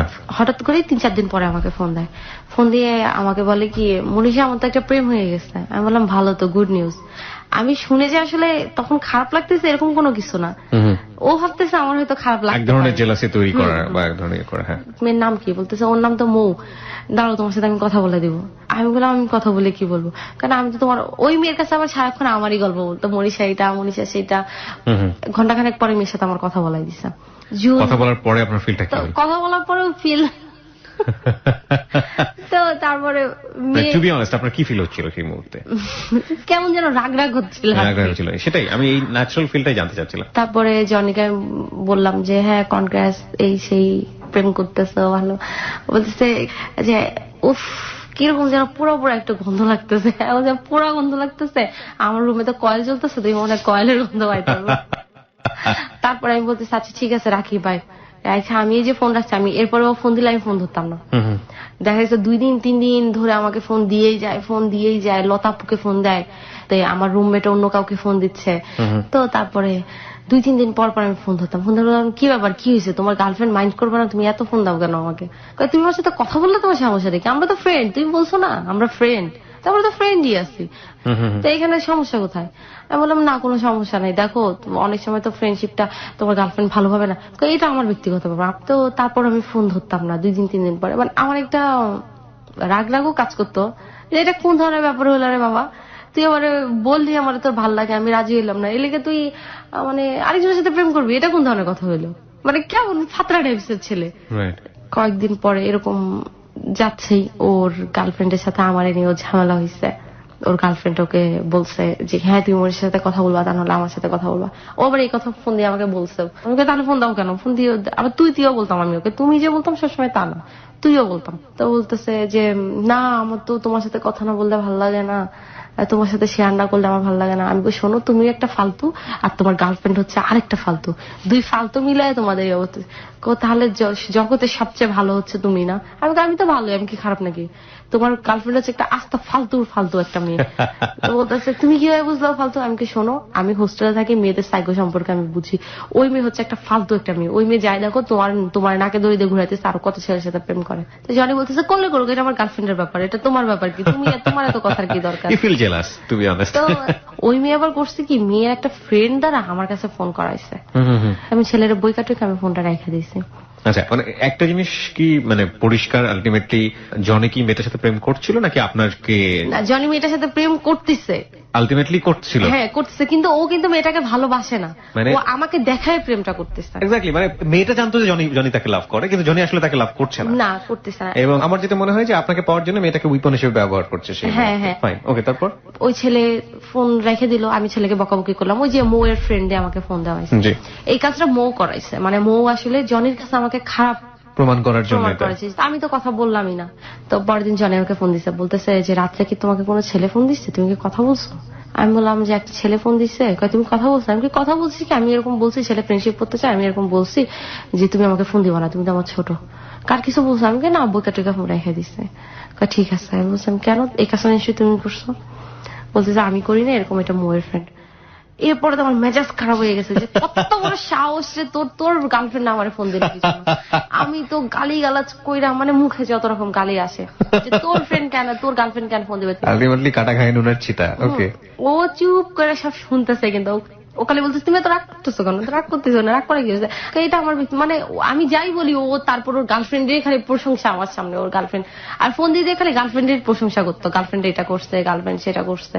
তো এইভাবে ওর গার্লফ্রেন্ডের সাথে ওর সম্পর্ক চলে প্রায় 3.5 মাসের মতো। হঠাৎ করে একদিন আমাকে ফোন দেয়, ফোন দিয়ে আমাকে বলতেছে যে মনীষা একটা কথা বলি। আমি বলি বলো কি হয়েছে? মন মেজাজ তার খারাপ। আমি বলি কি হয়েছে তোমার? তো বলতেছে মনীষা এরকম মৌ তো এরকম একটা ছেলের সাথে আমি দেখছি। আমি তো তোমাকে আগেই বলছি ও ফালতু মেয়ে, আমি তো ওই মেয়ের নামে যত বদনাম আছে, মানে মেয়ে সম্পর্কে মেয়ে এরকম মেয়ে সেরকম, কিন্তু আমি মেয়েকে কিন্তু দেখি নাই পর্যন্ত চোখে। বলতেছে মনীষা তোমার কথাই ঠিক, দেখছো তুমি আসলে তুমি যদি রাজি হয়ে যেতা, তা এখন ওর মুখ দিয়ে সত্যি কথা বাইরে যাচ্ছে আগে, বলে তুমি যদি রাজি হইতা তাহলে কি আমি এই মেয়ের সাথে প্রেম করতাম? আমার পার্সোনালিটির সাথে কি এই ধরনের মেয়েরা যায়? তোমার জন্যই তো আমি এসব ফালতু মেয়েদের সাথে প্রেম করা লাগছে। এখন আমার মান সম্মান নিয়ে টানাটানি শুরু হয়ে গেছে। আমি মানে মানে কি তুমি তুমি প্রেম করছো তোমার ব্যাপার, আমার কারণে কি? কয় তুমি রাজি হলে তো আমি তোমার সাথে প্রেম করতাম, এই মেয়ের সাথে প্রেম করতাম নাকি? তারপরে আবার শুরু ঝগড়া তার সাথে। আবার আমারে বলতেছে যে তুমি আমার এত জ্বালাইতেছো ইদানিং, তোমার জ্বাল আমি মইরাই যাবো। তাই আমি বলতেছি মইরা যাও। আমি তোমার কি জ্বালাইতেছি? আর আমার জ্বালা তোমার যদি মরতে ইচ্ছা করে তাহলে তুমি মইরাই যাও। মানে ওই যে ঝগড়া হয়েছে, যে ঝগড়ার ইতে আমি বুঝতে পেরেছি। ও বলতেছে আমি কিন্তু সত্যি মইরা যাব, তুমি দেখো, তুমি যে রাজি হইলা না, আমি কিন্তু সত্যি মইরা যাব। তো ও তখন আমাকে বলতেছে বিয়ের কথা, আবার প্রেম করতে চাচ্ছ না তাহলে তুমি বিয়ে করে ফেলি, চলো আমরা। ওই বিয়ে নিয়ে আবার ঝগড়াঝাটি, তুই এই এত মুটকি সারা প্রেম করছিস, এই করছিস, আবার আমার বিয়ের কথা কষ্ট সাহস তো কম না। বলতেছে আমি কিন্তু সত্যি তাহলে মরে যাবো। আমি মরে যাওয়া, মরে গেলে কি হয়েছে? ফোনটা রেখে দিছে, ঠাস করে রেখে দেওয়ার পরে রাত্রে ফোন দিছে। রাত্রে ফোন দিয়ে বলতেছে কি যে আমি এরকম স্লিপিং পিল খাইছি। আমি বললাম ভালো করছো তো, স্লিপিং পিল খাইছো, আরো খাও, আরো বেশি করে খাও। আমি নাম বলে দেই, তা আমি আবার একটার পর একটা বলতেছি। আমি আবার যে মানে প্রাইভেটিক্যালে পড়তাম সেই হিসেবে আমি ওষুধপত্রের নাম একটু আবার ভালো জানতাম। আমি আর বুঝি নাই যে আমি ওষুধের নাম বলতেছি, ও সত্যি সত্যি ওষুধের নামগুলা লিখে নিচ্ছিল। ও সত্যি সত্যি আমি যেগুলো নাম বলছি সত্যি সত্যি এগুলো কিনে আনছে এবং ওগুলো খাইছেও। আচ্ছা। এরপরে টানা 2 দিন ও স্লিপিং পিল খাইছে, 50টার মতো খাইছে ও। OMG। ওকে। 3 দিন সকালবেলা আমাকে ফোন দিচ্ছে, অফিসে যাচ্ছে। আমি বলছি কি হয়েছে? বলতেছে যে আজকে রাত্রেও তো খাইছিলাম। আমি কে ভালো করছো তো, এখনো তো মরো নাই, মরবা না তো, শয়তান মানুষ তাড়াতাড়ি মরে না, এরকম ভাবে বলতেছি আমি। কয় না ঠিকই বলছো, আমি মরতাছি না কেন বলো তো, 50টার মতো ওষুধ খাইলাম এরপর মরতাছি না। আমি বলতেছি 50টার মতো খাই বলছো, 100টার মতো খাও তাহলে মরবা। আমি ওষুধের নামগুলো বলে দিছি, তোমার মনে নাই? তা বলতেছে আমি তো ওগুলোই কিনাই না খাইছি। আমি কি তুমি ওগুলোই কিনাই না খাইছো, তো তাহলে মরতেছো না কেন? তোমার তো তাহলে একটা কাজ করো, গাড়ির নিচে পড়ে মরে যাবো। মানে আমি তো আসলে সিরিয়াসলি নিচ্ছি না আসলে কথাগুলো, কিন্তু ও তো সিরিয়াসলি করছে। ও সিরিয়াসলি করতেছে, আমি তখনও জানি না ও যে। আমার বলতেছে যে আমি হাঁটতে পারতেছি না। আমি বলছি তুমি হাঁটতে, ও কথা যেন কেমন জড়াই আসতেছে। তারপরে কথা যখন জড়াই আসতেছে তখন আমি বলতেছি জনি তুমি সত্যি করে বলো তুমি স্লিপিং পিল খাইছো? তখন বলছে হ্যাঁ আমি খাইছি তো, আমি কি তোমাকে মিথ্যা বলতেছি? সত্যি আমি খাইছি। আমি তুমি কি স্লিপিং পিল খাইছো? কয় তুমি যেগুলো বলছো এগুলো আমি তো শুয়েছিলাম, আমি লাফ দিয়ে উঠছি, মানে মাথা নষ্ট আমার। তুমি কয়টা খাইছো? আমি 50টা খাইছি। তুমি 50টার মতো খাইছো, তুমি অফিসে যাচ্ছ মানে তুমি কথা বলতে পারতেছো, কথাই বলতে পারতেছো, কথা জড়ায় জড়ায় আসতেছে। বলতেছি তুমি অফিসে যাও না, তুমি রিক্সাটা নিয়ে তুমি ব্যাক করো বাসায়। বলতেছে আরে আমি মরবো না, তুমি তো বললা আমি মরবো না। তারপরে ও অফিসে ঢুকলো, অফিসে ঢুকে আমার সাথে কথা বলতেছে। তো অফিসে কলিগরা মিলে সবাই জিলাপি খাচ্ছিল, কোন কলিগ যেন জিলাপি নিয়ে আসছে তো খাচ্ছে। আমি তারপর বলছি আমি জনি তুমি জিলাপি মুখে দিও না। বলতেছে আমি তো কামড় দিয়ে ফেলছি। আমি তুমি জিলাপি খাও না, তুমি আরে আমি তো মরবো না, তুমি না বলছো আমি মরবো না। ওরও কিন্তু এই যে আমার উপর জিদ, আমি কেন মরার কথা বললাম, সেটা খুব ইগোতে লেগেছে। হ্যাঁ মানে আমি ওর কথা হচ্ছে কেন তুই মরার কথা বললি আমারে, আর তোর কারণেই তো আমার মান সম্মান গেল। আমি এই সময়টাতে মানুষ না হয় কি অনেক সিম্প্যাথি চায়, অনেক বেশি পরিমাণে চায় যে আমাকে অনেক লাভ করে, এটা যে মানুষের জন্য ওরকম করছে সেই মানুষের কাছ থেকে কোনো না কোনো ভাবে জোর করে হলেও নিজের ক্ষতি হলেও একটা লাভ বা সিম্প্যাথি আদায় করতে চায়। সামহাউ ম্যাক্সিমাম ক্ষেত্রেই কষ্টটা এরকমই থাকে যারা আসলে স্লিপিং পিল নেয় বা সুইসাইড করতে চায়। বলুন তারপর। ও জিলাপি খাচ্ছে আর কথা বলতেছে, আমি নিষেধ করতেছি এরপরও খাইতেছে। ও বলতেছে মনীষা আমার বমি আসতেছে, আমি বমি করবো। এই তো আমার তো তখন বুঝতে পারছে এই তো খারাপ লাগা শুরু, তো এখনই অসুস্থ হয়ে যাবে, বমিটা করলেই অসুস্থ হয়ে যাবে। আমি ফোন লাইন কাটে নেই, ও যে বমি করতেছে আমি শুনতেছি। ওর কলিগরা এসে ওরা ধরছে যে জনি ভাই কি হয়েছে কি হয়েছে। ওর এক কলিগের গায়ের উপর বমি করে দিচ্ছে। ওর এক মেয়ে কলিগ আর কি, আমেনা আপা, উনি ডাক দিয়ে বলতেছে এই জনি ভাই সেন্সলেস হয়ে গেছে, তাড়াতাড়ি ধরো। পরে আমেনা আপা ফোনটা ধরছে, ফোনটা ধরে বলতেছে যে মনীষা আপা কি হয়েছে, আপনার সাথে কিছু হয়েছে, কি হয়েছে? তারপরে বলতেছে আমেনা আপা বলতে স্লিপিং পিল খাইছে। তারপর লাইনটা কাটতে দিয়েছে, আচ্ছা ঠিক আছে পরে কথা বলতেছে। আমি তাড়াতাড়ি করে রেডি হয়ে গেছি যে আমি ঢাকা চলে আসবো। আমি শিওর ছিলাম 50 স্লিপিং পিল খাইছে, ওর বাঁচবে না কনফার্ম। আচ্ছা ওকে ঢাকা মেডিকেলে নিয়ে গেল। ঢাকা মেডিকেলে নিয়ে যাওয়ার পরে উপর পর্যায়ে থেকে ফোন আসে, যেহেতু ও একটা মানে নেতা ছিল, ওর ভক্ত ওর ছেলেরা যারা ছিল সব ভরে গেল, মানে ওর দলের অনুসারী যারা ছিল তো ওনারা অনেক ভয় পেয়ে গেছে এত লোকজন দেখে যে এই রোগী যদি ইনকেস মারা যায় তাহলে তো মেডিকেলের অবস্থা 12টা বাজায় ফেলবে ছেলেরা। তো তারা বলতেছে আমাদের আইসিইউ খালি নাই, আপনারা, আমি ফোনে ফোনে সব শুনতেছি খালি, আমি তখনও ঢাকায় এসে পৌঁছাই নাই, বলতেছে আইসিইউ খালি নাই, আপনারা অন্য হসপিটালে নিয়ে যান। এখন তো ছেলেরা সব চেতা গেছে, কি আইসিইউ কারণে আপনি আইসিইউ নিয়ে আপনি খালি করতেই হবে, এই করতে হবে সেই করতে হবে, মানে এত চেপাচেতি হয়ে। তো তারপরে ওখান থেকে ওকে হলি ফ্যামিলিতে নিয়ে গেল। ঢাকা মেডিকেল থেকে ওকে ওয়াশ করে দিচ্ছে। ওয়াশ করানোর পর ওর অবস্থা খুব খারাপ, ও হাত পায়ে কোনো নাই। ডাক্তাররা বলতেছে যে ও জানটা জাস্ট বুকের কাছে এসে ধকধক করতেছে, যখন তখন এটা বের হয়ে যাবে। My goodness. আমি তখন নামছি ঢাকায়, তখন আমি হলি ফ্যামিলিতে, মানে আমি চিন্তা করতেছি আমি যাব। হঠাৎ করে ওর ছোট ভাই ফোন দিচ্ছে, ওর ছোট ভাইয়ের নাম হীরা। তো ফোন দিয়ে বলতেছে যে আপনার নাম কি মনীষা? আমি বললাম হ্যাঁ। বলতেছে আপনার সাথে কি হয়েছে আমার ভাইয়া? আমি বললাম ভাইয়া কিছু হয় নাই। তো আপনি সত্যি করে বলেন তো আপনার সাথে আমার ভাইয়া কি হয়েছে, আমার আম্মু আপনার সাথে কথা বলবে। আমি তো ভয় এসেছে, আমি ঠাস করে লাইন কাটে দিয়ে মোবাইল দিচ্ছি অফ করে, আমি আর হসপিটালে কি যাব। আমি সোজা বাসায় চলে গেছি ভয়ে, যে আল্লাহ এই ছেলে কিছু হলে তো আমি মার্ডার কেস একদম ফাঁসে যাবেন। বাসায় যাওয়ার পর আম্মু আমরা বলতেছে কি ব্যাপার তুমি হঠাৎ করে চলে আসছো? তারপরে বলতেছে আম্মু জনিতে এরকম ফুড পয়জনিং হয়েছে।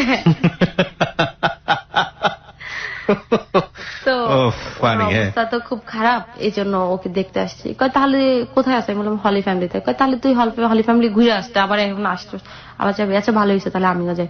আমি বলছি আম্মু আমরা এখন যাবো না, আমরা কালকে যাবো। আমি ফুড পয়জনিং অবস্থা খুবই খারাপ আম্মু, একেবারে বাথরুম থেকে বেরোতে পারছে না, একদম গিয়ে দেখা করতে পারবো না, তুমি বরং এখানেই থাকো। আমি তো ভয় আসছি, আমি তো আল্লাহ করতেছি আল্লাহ ছেলেটার বাঁচে দাও, আল্লাহ জনি বাঁচে দেয় যেন আল্লাহ। একে তো মারার কাছে মামলা খবর, একে তো খারাপও লাগতেছে। পরের দিন খবর নিলাম যে না ও ঠিক আছে, এখন একটু বেটার। না সেন্স ফেরে নাই, এখনো ফেরে নাই, কিন্তু মানে বাচ্চার সম্ভাবনা এখন আসছে। আমি মোবাইলটা আবার খুলছি, ওর ছোট ভাই আবার আমাকে ফোন দিচ্ছে, আপনি লাইনটা কেটে মোবাইল বন্ধ করে দিলেন কারণ আমার আম্মু আপনার সাথে কথা বলবে, আপনি কি হয়েছে? হ্যাঁ। আমি তো আবার বলতেছি ভাইয়া আপনি কি জানতে চান? আমার বলতেছে আমার ভাইয়া কেন স্লিপিং পিল খাইছে বলেন তো। আমি বললাম আমি তো আপনার ভাইয়ার ফ্রেন্ড, আমার সাথে তো আপনার ভাইয়ের কোনো প্রেম টেম কিছু নাই। আপনার ভাইয়ের প্রেম ছিল যে মৌ নামে মেয়েটা আছে না, ওর সাথে। ওকে ফোন দেন। হ্যাঁ আপনি ওকে একটা ফোন দেন, ওকে ফোন দিতে পারেন। ওর নাম্বার আমার নেই, ওর ফ্রেন্ডের নাম্বার আমার কাছে আছে। তারপরে জনির ফ্রেন্ড মাসুম ভাই ওদের জিজ্ঞেস করলো, ওরাও বলতেছে যে না আসলে তো মনীষের সাথে জনির কোনো প্রেম নাই, না আসলে তো আমার সাথে প্রেম ছিল না। এগুলো গেল, যাওয়ার পরে ওর 4 দিনের দিন ওর সেন্স আসছে। তা আমি তো ফোনে খবর নিচ্ছি ওর ফ্রেন্ডদের থেকে।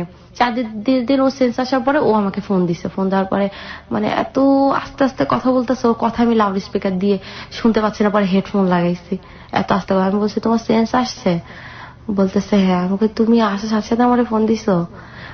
তোমার আব্বু আসছে? কয় না আব্বু আছে, বাইরে আছে। আমি কি তাহলে তুমি মোবাইল পেলা কোথায়? ওই যে ভিতরে ওনাদের ফোন দিয়ে ফোন দিচ্ছে। তাই আমি বলতেছি তোমার সাহস কত বড়? বলতেছে আমি তোমাকে একটু পরে ফোন দিচ্ছি, আমার মোবাইলটা যেন কোন ছোট ভাইয়ের কাছে আছে, নিয়ে ফোন দিচ্ছি। আমি তুমি আমাকে এখন ফোন দিতে গেছো কেন, তোমার এখন কেমন লাগতেছে জিজ্ঞেস করতে। বলতেছে তুমি কোথায়? আমাকে ঢাকায়। কই ঢাকায় আসছো? তো হসপিটালে আসছো না? আমি বললাম যে না আসি না। কই ঢাকায় কেন আসছো? ভাবছো আমি মইরা যাবো এই জন্য আসছো? আমি কিন্তু তখন অনবরত কাঁদতেছিলাম। মানে আমার কেন জানি খুব কান্না পাচ্ছে। যে your heart is melting, যে আমি বললাম আরো স্লিপিং পিল খাই ফেলা। আমি বলতেছি যে আমি বললাম আর তুমি খাইলা, তুমি এটা একটা কাজ করলা। তো বলতেছে তুমিই তো বললাম মইরা যেতে, এই জন্য মইরাই যাবো ভাবতেছি। তো ভাবলাম মইরাই যাবো, এখন মরতে দিল না। মনে হয় তোমার সাথে আমার বিয়েটা কপালে আছে তো, এই জন্য মনে হয় মরে। আবার এই কথা মানে বিয়ের কথা মুখ থেকে যাচ্ছে না, করবেই সে। This is amazing. প্রিয় শ্রোতা আপনাদের। তো তারপরে আমি বলতেছি যে তুমি আইসিইউতে থাকো তোমার এই বিয়ের কথা কয়, এই জন্যই তো খাইলাম, এইটা কি বাদ দিব বলো? তা আমি বলতেছি আচ্ছা তুমি ফোন রাখো যাও তোমার আব্বু আম্মুকে ডাকাও, নার্স দিয়ে ডাকে কথা বলো। তো ফোনটা রাখলো। ঘন্টাখানেক পরে, এই 1 ঘন্টা পরে আমাকে আবার ফোন দিল ওর ফোন থেকে। আমি খালি বলতেছি তুমি কাজটা ঠিক করলা, এটা একটা কাজ করলা, তোমার একটা রেপুটেশনেরও তো ব্যাপার আছে। ও রাজনৈতিক সবাই জানলো কি ও হচ্ছে স্লিপিং পিল খেয়েছে, এটা জানেই নাই কেউ। সবাই জানলো যে ফুড পয়জনিং হয়েছে, স্লিপিং পিল খাইছে, এটা জাস্ট মানে খুব কাছের কয়েকজন জানলো, কারণ ও তো একটা লিডার ইমেজ নষ্ট হয়ে যাবে ফলোয়ারদের কাছে, যে আসলে কেউ মানতে পারবে না। আমি যাকে লিডার মানবো সে নারী ঘটিত কোনো ব্যাপারে কিংবা তার হার্ট উইক হয়ে গেছে এবং সে কারণে সে স্লিপিং পিল খেয়েছে, তাকে নিজের জায়গা থেকে লিডার মানাটা খুব ডিফিকাল্ট হয়ে যাবে। এবং এটা লিডারদের আসলে অনেক কিছুই ছেপে যেতে হয়, গোপন করে যেতে হয়। ট্রু। এবং যার জীবনের গল্প আসলে আপনি শুনছেন, সে কোনো না কোনো ভাবে যে মানুষের কথা এখানে বলছে সে মানুষের সাথে জড়িত, এবং সে কিভাবে জড়িত সেগুলো এখন পর্যন্ত আপনারা বুঝতে পেরেছেন। আরো ভবিষ্যতে যতক্ষণ শুনবেন আপনারা ফাইনালি ওর সাথে ওর সম্পর্কটা আবিষ্কার করতে পারবেন। এবং উনি বেসিক্যালি জনির কথা এখানে আসছে। বাংলাদেশের দুটি শীর্ষ রাজনৈতিক দল যে কোনো একটি, আমরা কখনোই হ্যালো 8920 আমাদের রাজনৈতিক দলের নাম মেনশন করি না, বাট পরিচয় জানার জন্য একটু ধারণা দেবার জন্য বলছি, শীর্ষ রাজনৈতিক দুটো দলের যে কোনো একটির তিনি খিলগাঁও থানার সেক্রেটারি ছিলেন।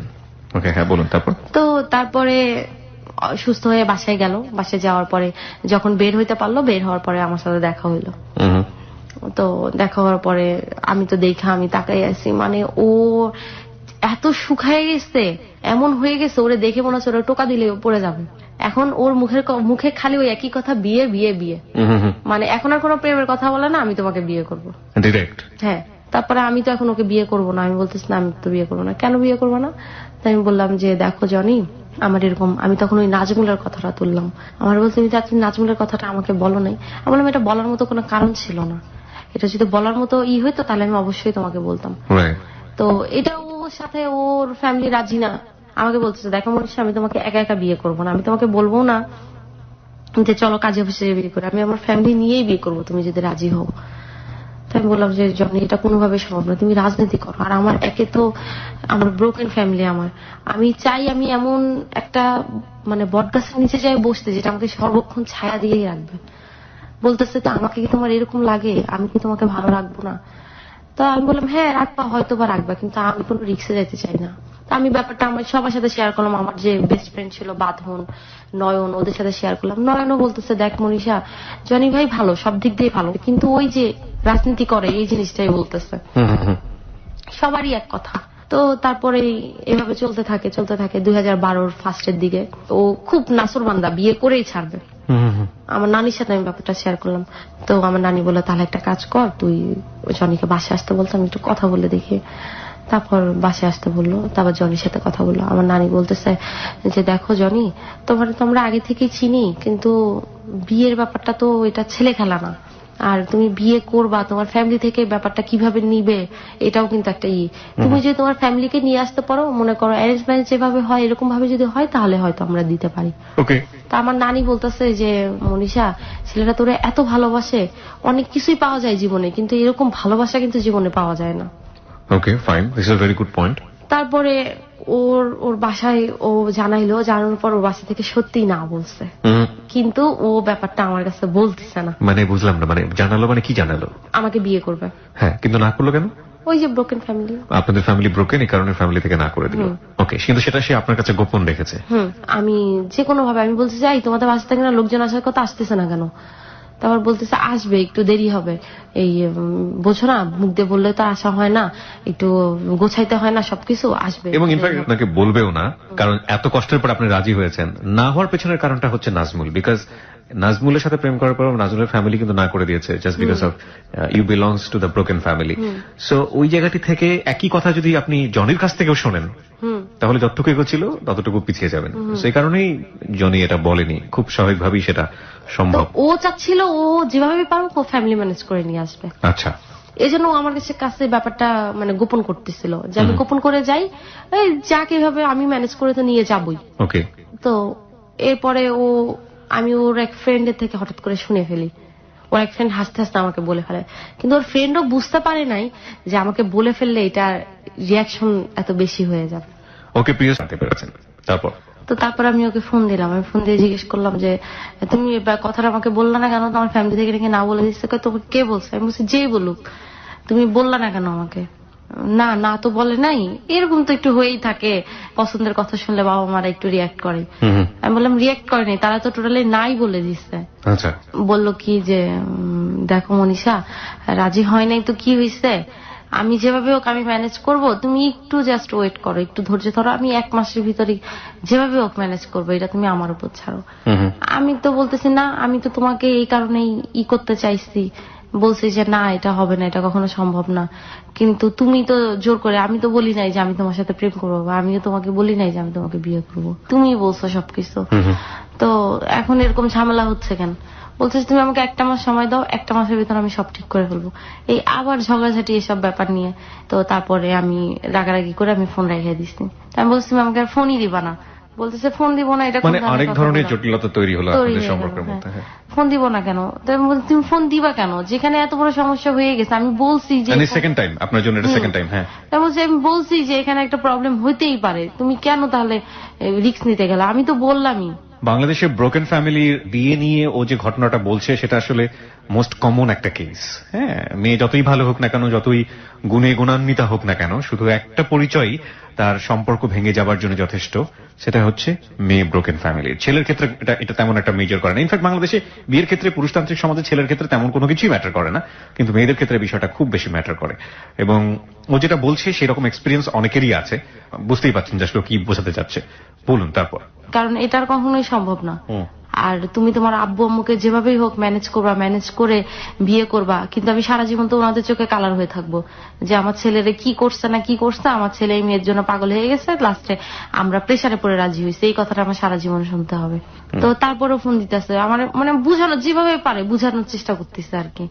তা আমি তো কোনোভাবে মানতেছি না, আমি কথা বলতেছি না। ওর ফ্রেন্ডদের মাসুম ভাই, তন্ময় ভাই, ওনাদের পাঠাইলো আমার কাছে, ওনারা আমাকে বুঝাচ্ছে, দীপু ভাইয়া ওনারা বুঝাচ্ছে না এটা আর কোনোভাবে সম্ভব না। আমি তো এমনিতে রাজি ছিলাম না, ও রাজনীতি করে, তারপরে আবার এরকম একটা ব্যাপার, এটা সম্ভবই না।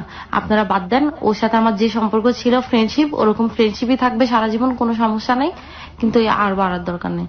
কিন্তু ও তো নাসরবান্দা, ও তো আমার পিছ ছাড়ে না। তো আমি আবার কুমিল্লা চলে গেলাম, এরপরে ও কুমিল্লা গেল, আমার রুমমেটদের সাথে কথা বলতেছে, হোস্টেলের সামনে যায় দাঁড়ায় থাকে, আমি কখন বের হব, তো কলেজের সামনে দাঁড়ায় থাকতো। তো এরপরে বলছি তুমি আশ্চর্য ব্যাপার, তুমি ওর সাথে না রাখো, বিয়ে না করো, অ্যাটলিস্ট ফ্রেন্ডশিপের সম্পর্কটা তো রাখবা। আমি বললাম না, তোমার সাথে আমি আর কোনো সম্পর্কই রাখবো না, দরকারই নেই। তো এর মাঝখানে কিন্তু নাজমুল আমাকে ফোন দেওয়া বাদ দিত না, নাজমুল কিন্তু আমাকে ফোন দিতই।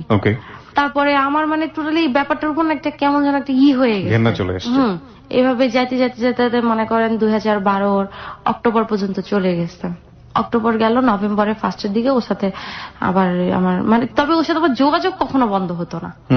25 দিন 26 দিন গেছে, 1 মাস কখনো পার হতো না। আমি একটা ফোন দিতাম, ওর একটা খবর দিতাম, বা কোনো হরতাল হচ্ছে বা কোনো জায়গায় আমি গ্যাঞ্জামের কথা শুনলাম, বা ওর এরিয়ায় আমি কোনো কিছু শুনলাম, অবরোধের কথা শুনলাম, আমি ওকে ফোন দিতাম না, কিন্তু ওর ফ্রেন্ডকে ফোন দিতাম। ফোন দিয়ে একটাবার খবর নিতাম, ভাইয়া জনি কি ঠিক আছে? আপনি ওকে ডিনাই করতেন, ওকে সরাসরি ডিনাই করতেন, বাট আপনি পরোক্ষভাবে ওর খোঁজ খবর রাখতাম। বা ও তাই করতো, আমার রুমমেটকে, আমার কাজিন ফোন দিয়ে খবর নিত যে আমার কি খবর। এর মাঝখানে ওর সাথে আমার যখনই ফোনে কথা হতো, ও খালি বিয়ের কথা বলতো, যখনই ফোন কথা হতো বিয়ের কথা বলতো, আর আবার এই যে ঝগড়া শুরু হয়ে যেত। ঝগড়া হলে আবার কথা বলা বন্ধ করে দিতাম, আবার এই যে 20 দিন 25 দিন কথা বলতাম না, আবার হয়তো আমি ফোন দিচ্ছি, তা নাহলে ও ফোন দিচ্ছে, আবার ওই যখনই একটু ঘন্টাখানেক কথা বলতাম, আবার বিয়ের কথা বলতো, আবার এরকম ঝগড়া হতো। আবার মাঝে মাঝে রাইগা যায়, বলতো কি তোর আমি তুলে নিয়ে যাই বিয়ে করবো, তোর আমি তুলে নিয়ে যায় টানা 3 দিন আটকে রাখলো, তুই বাধ্য হবি আমার বিয়ে করতে। আমি তুই কেমন ছোট লোক মাইন্ডের ছেলে, তুই চিন্তা করতি আমার তুলে নিয়ে যাও, চিন্তা করতে পারছো, আবার কষ্টকে 3 দিন আমার আটকায় রাখবি। মানে ও তো এগুলো রাগে বলতো, আসলে কিন্তু ও ইচ্ছা করলে আমাকে তুলে নিয়ে যাইতে পারতো, সেটা সত্যি কথা। মানে পলিটিক্যাল পাওয়ার, হ্যাঁ, কিন্তু ও কখনোই এই ধরনের কাজ করেনি। তবে ও যে কাজ করছে সেটা হচ্ছে ও আমার উপর সবসময় নজর রাখার জন্য একটা ছেলে রাখছিল। একটা জিনিস বুঝতে পারছি যে আপনি যত বেশি ওকে না করছেন তত বেশি ওর আগ্রহ বাড়ছে। হ্যাঁ, এটাই হয় সম্পর্কের ক্ষেত্রে, এই না জিনিসটা তীব্রভাবে আগ্রহের তৈরি করে, এবং এটা কতটা ভয়াবহ হতে পারে যে না শুনেছে সে খুব ভালোভাবে এটা জানে। ওকে, যাই হোক, হ্যাঁ বলুন তারপর। আবার কথা হয় এরকম, বারবার তো এরকম চলতেছে। নভেম্বরের ফার্স্টে আমি ওকে ফোন দিলাম, ফোন দিয়ে আমি বললাম কি খবর টবর নিচ্ছে, তো আমি বলতেছি আমি তো এরকম বিয়ে করে ফেলবো, বাসা থেকে তো এরকম বিয়ের কথা বলতেছে। বলছে তুমি রাজি? আমি বললাম হ্যাঁ রাজি হবো না কেন, বাসা থেকে দিলে নিশ্চয়ই সবকিছু জানে শুনে বিয়ে করবে সে। তুমি অন্য কাউকে বিয়ে করতে পারবো, আমাকে বিয়ে করতে পারবো না, আমি কি হয়ে গেছি? তুমি রাজনীতি করো, আমার লাইফের কোনো সিকিউর থাকবে না, তারপর তোমার ফ্যামিলি রাজি না, কি দরকার? বলার পরে ও আমার বাসায় ফোন করছে, বাসায় ফোন করার পরে আম্মু বলছে ওকে দেখা করতে। তারপর আম্মু বললো যে হ্যাঁ সত্যি ওর জন্য বাসা থেকে বিয়ে টিয়ে দেখতেছি, এরকম 2-1 জায়গায় কথা হয়েছে, যেটা বেটার হয় দিয়ে দেবো। তারপর ও বলতেছে আন্টি অন্য কোথাও দিবেন, তাহলে আমার কি সমস্যা? বলছে বাবা তুমি তো রাজনীতি করো বাবা, এটা তো কোনো একটা লাইফ হলো, বলো এখনকার বাংলাদেশের যে অবস্থা, আমাদের দেশে কিভাবে কি সম্ভব? বলতেছে আমি তো আপনার মেয়েকে হ্যাপি রাখবো, এটা কি এই বিশ্বাসটাও কি আপনি আমাকে আমার উপর রাখেন না? বলছে তোমার উপর তো বিশ্বাস রাখি, না রাখলে কি এই যে তোমার বাসা পর্যন্ত আসো আমরা কখনো কিছু বলি না, এইটুকু বিশ্বাস আছে দেখেই তো, বা একবার ফার্স্ট একবার বিয়ের কথা হয়েছেও তোমার সাথে, তোমার আব্বু আম্মুকে আনতে পারো নাই। মানে আম্মু আবার চাইতো যে হ্যাঁ ওর সাথে বিয়ে হোক আমার, মানে আম্মু আসলে ওকে পছন্দ করতো। ছেলে হিসেবে আমার মেয়ের জন্য এর থেকে পারফেক্ট ছেলে হয়ই না, আর যাই না হোক ও আমার মেয়েকে এত ভালোবাসা আর কেউ দিতে পারবে না। আম্মু সবচেয়ে বড় কথাই ছিল এটা। তারপরে আম্মু বলতে ঠিক আছে তাহলে একটা কাজ করো, আমি যেভাবে পারি মনীষাকে, মানে এটা আম্মু আর ওর চুক্তি হয়েছে, এটা আমি পরে জানতে পারছি, তখন জানতে পারি নাই। তো তারপরে আম্মু বললো যে ঠিক আছে আমি ওকে ম্যানেজ করব, তুমি তাহলে একটা কাজ করো, তুমি তোমার ফ্যামিলি ম্যানেজ করে আসো, আর আমি কিন্তু বিয়ে দিলে আমি সবাইকে জানাই যে কিছুদিনের ভিতরেই ডেট ফিক্স করে ফেলবো। ও তারপর বাসায় এবার বাসায় রাজি হয়ে গেছে ওর ফ্যামিলিতে? হ্যাঁ ওর ফ্যামিলি থেকে। তো তারপরে ওর আম্মু বললো ঠিক আছে তাহলে ডেট কবে কি হয় তাই তাহলে ই কর। তারপরে আমাকে বলে আমি তো রাজি না, এখন আমার আম্মু তো মানে আমাকে বিয়ে দিবেই জনির কাছে। আমি বলছি না আম্মু আমি বিয়ে করবো না, আমি এখন তো বিয়ে করবো না, তারপরে আমি একটু রাজি হয়েছিলাম তোমার কথা, আমি তো ওকে বিয়ে করবোই না, অসম্ভব ব্যাপার। ওকে আমি বিয়ে করে যাই আর ওর মা আমাকে বলুক যে হ্যাঁ তুমি আমার ছেলেকে কি করছো, জাদু টোনা করছো, আমার ছেলে তোমার ছাড়া অন্য করে বিয়ে করলো না, আমরা তো প্রেসারে পরে রাজি হয়েছি, সারা জীবন আমি এই কথার দাবির নিচে থাকি, আমি তোকে বিয়ে করবোই না। আর তারপরে ও রাজনীতি করে, ওর লাইফের কোনো নাই, আমি করবো না। আম্মু বলতেছে তুই যদি ওকে বিয়ে না করিস তাহলে কিন্তু আমি এই যে সন্ধ্যার সময় বলতেছি আমি গলা ধরে দিয়ে মরে যাবো। মানে এগুলো হচ্ছে আমার আম্মু আর ওর হচ্ছে সাজানো প্ল্যান আমাকে রাজি করানোর। আর এরপরে সারা রাত আম্মু অনেক বুঝাইলো টুঝাইলো, যাই হোক আম্মু অনেক ইমোশনাল ব্ল্যাকমেল যা বলে আর কি। তো তারপরে রাজি হইলাম 2012 নভেম্বরের 18 তারিখে। আমি ওকে ফোন দিয়ে বললাম যে আমি তো বিয়েতে রাজি, এবার তুমি খুশি তো? খুশি হয়েছ? এবার হাসি দাও হাসি দাও। মানে সে আর কোনো কথা বলে না, সে চুপ, মানে টানা 1-1.5 মিনিটের মতো চুপ, কোনো কথা বলে না। পরে শুনছি তখন সে টাইমে সে কি করছিল, কি করেছিল, সে নাকি মোবাইলটা পকেটের ভিতরে ঢুকায় জোরে লাফালাফি শুরু করে দিচ্ছে। Most happiest moment. তো আমি তো করতেছি তখন হাসতেছে, বুঝতেছি আমি তোমার খুব খুশি হইতেছে না, খুব খুশি হইতেছে যে বিয়ে করতে পারতেছ না। টেল মি দ্য ট্রুথ, আপনি খুশি ছিলেন না? এইটাই হয়, আমি জানি না মেয়েরা কেন জানি এই জায়গাটাতে কেন জানি নিজেদেরকে অনেক বেশি হাইড করে। এরপরে বললাম এই কথা বলার পরে তারপর তো বিয়ে শপিং টপিং শুরু, আমি নিজেই বিয়ে শপিং টপিং করতেছি, যেহেতু বাসায় আমার পুরুষ লোক নাই, বাবা নাই, তো আমার নিজের সবকিছু নিজেরই করতে হচ্ছে। শুক্রবার আমাদের বিয়ে 23 তারিখে, আর 22 তারিখ রাত্রে মিরপুরে একটা কনসার্ট হচ্ছে। তো আমি ওকে বলতেছি যে আমি তো এরকম কনসার্টে যাচ্ছি, কয় তোমার না আজকে গায়ে হলুদ? আমি গায়ে হলুদ তো রাত্রে হবে, আর আমি তো সন্ধ্যার দিকে যাচ্ছি, চলে আসবো, সমস্যা নাই। তো গেলাম, যাওয়ার পরে তো ওই দিন আবার গায়ে হলুদ দেখে, মানে তো ঘরোয়া ভাবে হচ্ছে, খুব একটা বড় করে হচ্ছে না, কারণ 4 দিনের নোটিশে আমাদের বিয়ে হয়েছে, তো ঘরোয়া ভাবে হচ্ছে। আমি বললাম ওভাবে তো গায়ে হলুদ করবে না, ছোটখাটো করে করবে, কোনো সমস্যা হবে না। তো ওখানে যাওয়ার পর তারপরে হলুদ টলুদ দিল গায়ে, দেওয়ার পরে ওর সাথে কথা টথা বললাম রাত্রে। পরের দিন মানে সে তো মহা খুশি, তার তো খুশির অন্ত নাই, এমন অবস্থা। পরের দিন বিয়ে সকালবেলা উঠে আমি পার্লারে গেলাম, পার্লারে যাওয়ার সময় কথা বললাম ওর সাথে, তারপর তো আর কথা বলতে পারি না। তারপর তো সেই বিয়ে মহেন্দ্র খন যা ভাবছিলাম আর কি। তারপরে এখন আমার খুব ইচ্ছা করতেছে আমি যাই গেটে যাই দাঁড়াই, সবচেয়ে মজার ব্যাপার হচ্ছে এটা, জামাই ধরে ওই যে টাকা নেয়। কারণ আমি জানি ও হচ্ছে চরম ও তো ওর ফ্রেন্ডরা তো আরো অনেক চালাক, আহারে আমার কাজিন গুলার তো ঠকাই দিবে, এগুলো তো কথা বলতে পারবা না, এগুলো ঠকাই দিবে, মানে পারলে আমি উঠে যাই, এরকম অবস্থা। তো তারপরে কাজী বিয়ে পড়াইতে আসলো। এখন মানে এতক্ষণ আমি এত হাসতেছিলাম, ওর সব ফ্রেন্ডরা এসে গেলে আমার দেখতে থাকা কি হইলা তো রাজি শেষমেশ না, এত কিছু শুধু শুধু আমার ফ্রেন্ডরা নাকে দড়ি দিয়ে ঘুরাইলা, আমি খালি হাসতেছি, মানে সবাই পরিচিত, অপরিচিত তো কেউ নাই। তো কাজী আসলো যখন বিয়ে পড়াইতে, কাজী যখন কবুল বলতে বলছে, মানে তখন কেন জানি বুঝলাম না এত কান্না আসতেছে, বুক ফেটে কান্না চলে আসতেছে, মানে আমি কবুল বলতে পারতেছি না। তো এরপরে বিয়ে হলো, খাওয়া দাওয়া শেষ করলাম, তো তারপর বিদায়ের সময় আসলো, বিদায়ের সময় যা হয় আর কি, কান্নাকাটি, most pathetic part of marriage. এই কান্নাকাটির পর্ব শেষ, গাড়িতে উঠলাম, উঠে মিরপুর থেকে খিলগাঁও আসলাম। তো এই বাসায় যা ফর্মালিটি যা থাকে আর কি, তো সব হলো। এরপরে রুমে গেলাম, রুমে যাওয়ার পর আমার চুল নিয়ে মহা বিপদে পড়া, স্প্রে করা চুল, চুল তো খুলতে পারি না। পরে তেলের বোতল একটা নিয়ে অর্ধেক রাত পর্যন্ত ও আর আমি মিললাম, আমার চুলই খুললাম। এরপরে আমি বললাম, আর বিয়ের আগে আমার কমন কেস, বিয়ের প্রথম রাতের মনে হয় মোস্ট কমন কেস হচ্ছে এটা, যে কারণে বলছিলাম। ওকে, হ্যাঁ বলুন। তারপরে আর বিয়ের আগে ওকে আমি কন্ডিশন দিচ্ছিলাম যে আমি কখনো মশারি টাঙাইতে পারবো না, বিস্তার ঝাড়ে ঘুমাইতে পারবো না, কয়েল ধরাতে পারবো না। হ্যাঁ, এই কাজগুলো ওর অবশ্যই করতে হবে। তো অর্ধেক রাত পর্যন্ত চুল খুললাম, এরপর আমি ওয়াশরুমে গেলাম। আমি বললাম আমি ওয়াশরুমে যেতে চাইছি, যেন দেখি মশারিটা তুমি সবকিছু ঠিকঠাক করে ফেলছো। আসে দেখি বিছারিটা ঘুমাইছে আর হাসতে চায়। আমি বলছি তুমি হাসতেছো কেন? কেউ আমাকে বলছিল যে আমি একটা রিক্সাওয়ালাকে বিয়ে করবো, তারপর তোর মতো ছেলেরা বিয়ে করবো না। তো লাস্ট ফিনিশিং কি হইলো, আমার ঘরেই থাকতে হইলো, আমার সাথেই থাকতে হইতেছে। কি আর বলার আছে, আসলে বিয়ে তো করেই ফেলছি। তো খুব ভালো সময় যাচ্ছিল বিয়ের প্রথম দিন 3 দিন ভালো। 8 দিনের দিনে তো আবার যাইতে হয় আমাদের বাড়িতে, তো 8 দিনের দিন আমাকে দিয়ে আসলো ওখানে। আমার সাথে ওর সম্পর্কটাই ছিল এরকম। এই 8 দিন পর্যন্ত কিন্তু ওর সাথে আমার অনেকবার ঝগড়াঝাটিও হয়েছে। 8 দিন 100 বার মনে হয় ঝগড়া হয়েছে। 100 বারই আমি এখন চলে যাবো আমার বাসায়, তুই থাক তোরের মতো, কিন্তু একবারও আমি যাই না। এরকমই চলতেছে। 8 দিন বাসায় গেলাম। বাসায় যাওয়ার পরে ওখান থেকে আমি বলতেছি আমি এখন আর আসবো না, আমি তোর সাথে সংসার টংসার করবো না, আমার এসব চলবো না, সংসার টংসার আমার ভালো লাগে না। হ্যাঁ, তোর বাসায় যাই, আমার এত কাজকর্ম করা লাগে, আমার কাজকর্ম করতে ভালো লাগে না, আমার সকাল বেলা নাস্তা বানাইতে ভালো লাগে না, দুপুরবেলা রান্না করতে হয়, আমি এসব কিচ্ছু করতে পারবো না, আমার হোস্টেল লাইফই ভালো রে বাবা, আমার বুয়া এসে খাবার দিয়ে যায়, আমি খায়া প্লেটে ডাইনিং এ রেখে আছি, বুয়া ধুয়ে ফেলে, আমার এটা ফেলা, তুমি আমার ডিভোর্স দিয়ে দাও এক্ষুনি, এই মুহূর্তে দিয়ে দাও, আর আমার কাবিনের টাকা আমারে দিয়ে দাও, আর কাবিনের টাকা শেষ হয়ে গেলে আবার তোমার ফোন দিয়ে জানাবো না, বাকি টাকা পাঠিয়ে দিও, বউ হয়েছে তো তাই খরচ দিবা না, ডিভোর্স দিয়ে দিলে আমার খরচ কিসের? অনেক কথা আমি খালি বলতাম যে ডিভোর্স দিয়ে দাও আর আমার কাবিনের টাকা আমাকে দিয়ে দাও।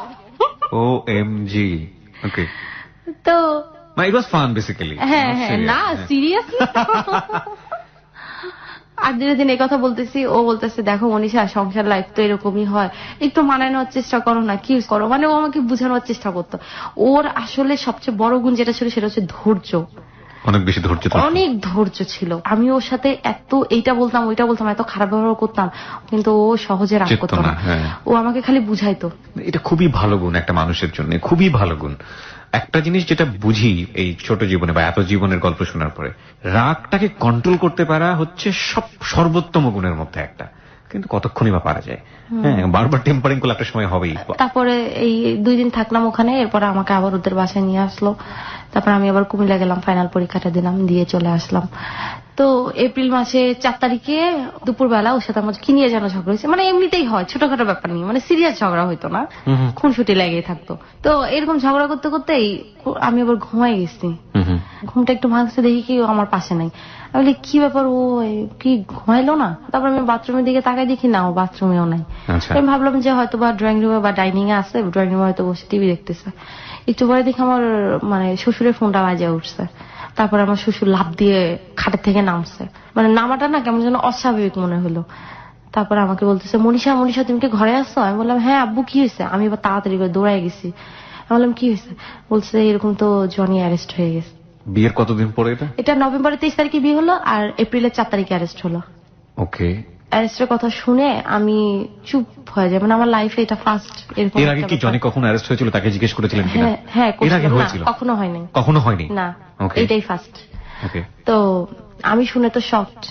তো আমার শ্বশুর আমার দিকে তাকাইছে, মানে আমার শ্বশুর ভাবতেছে যে ও এখন কি করবো, চিৎকার চেঁচামেচি করে কান্নাকাটি করে নাকি, মানে ওর লাইফে এটা ফার্স্ট। একটা হচ্ছে যে আপনাকে নিয়েও চিন্তা করছে, ছেলে তো অ্যারেস্ট হলো for the first time, because say politics করে, এটা হতেই পারে মানে তাদের কাছে এটা নরমাল ব্যাপার, যেটা হইতেই পারে। আপনার রিঅ্যাকশনটা কি হয় সেটার জন্য ওয়েট করছি। মানে চুপ করে আমি আমার রুমে গেলাম, দরজাটা লাগাই দিয়ে চুপ করে বসে আছি। কান্না আসতেছিল, যখন আমার কান্নার থেকে এখন যে কাজগুলো করতে হবে এগুলো তো করতে হবে। তো বিয়ের পরেও আমাকে বলেই দিছিল যে আমি অ্যারেস্ট হলে তুমি কি কি করবা, মানে ও আমাকে টোটালি মানে মেন্টালি প্রিপারেশন যেভাবে নেওয়ার দরকার ও আমাকে এইভাবে বলেই গেছে। আমি যেসব জায়গায় ফোন দেওয়ার দরকার বিভিন্ন জায়গায় ফোন দিলাম, যে আসলে কি ওকে থানায় নিয়ে গেছে কিনা, কারণ গুম করার সম্ভাবনা বেশি থাকে এই ধরনের নেতাদের। তো আমি যেখানে ফোন দিয়ে শিওর হলাম যে ভাইয়া দেখেন ওকে, ওর লিডারদের আর কি, যে ওকে থানায় নেওয়া হয়েছে কিনা আমাকে কনফার্ম করেন। তারপর আমাকে কনফার্ম করলো যে হ্যাঁ ওকে থানায় নেওয়া হয়েছে। আমি তাড়াতাড়ি রেডি হয়ে থানায় গেলাম। থানায় গেছি, এখন আমাকে তো দেখা করতে দিবে না, আমিও তো নাসরবান্ধা, আমি দেখা না করে আসবো না। ওসি তো বলতেছে আরে আমরা আসামি নিয়ে আসছি কিছুক্ষণ আগে, এখনই আপনি দেখা করতে আসবেন?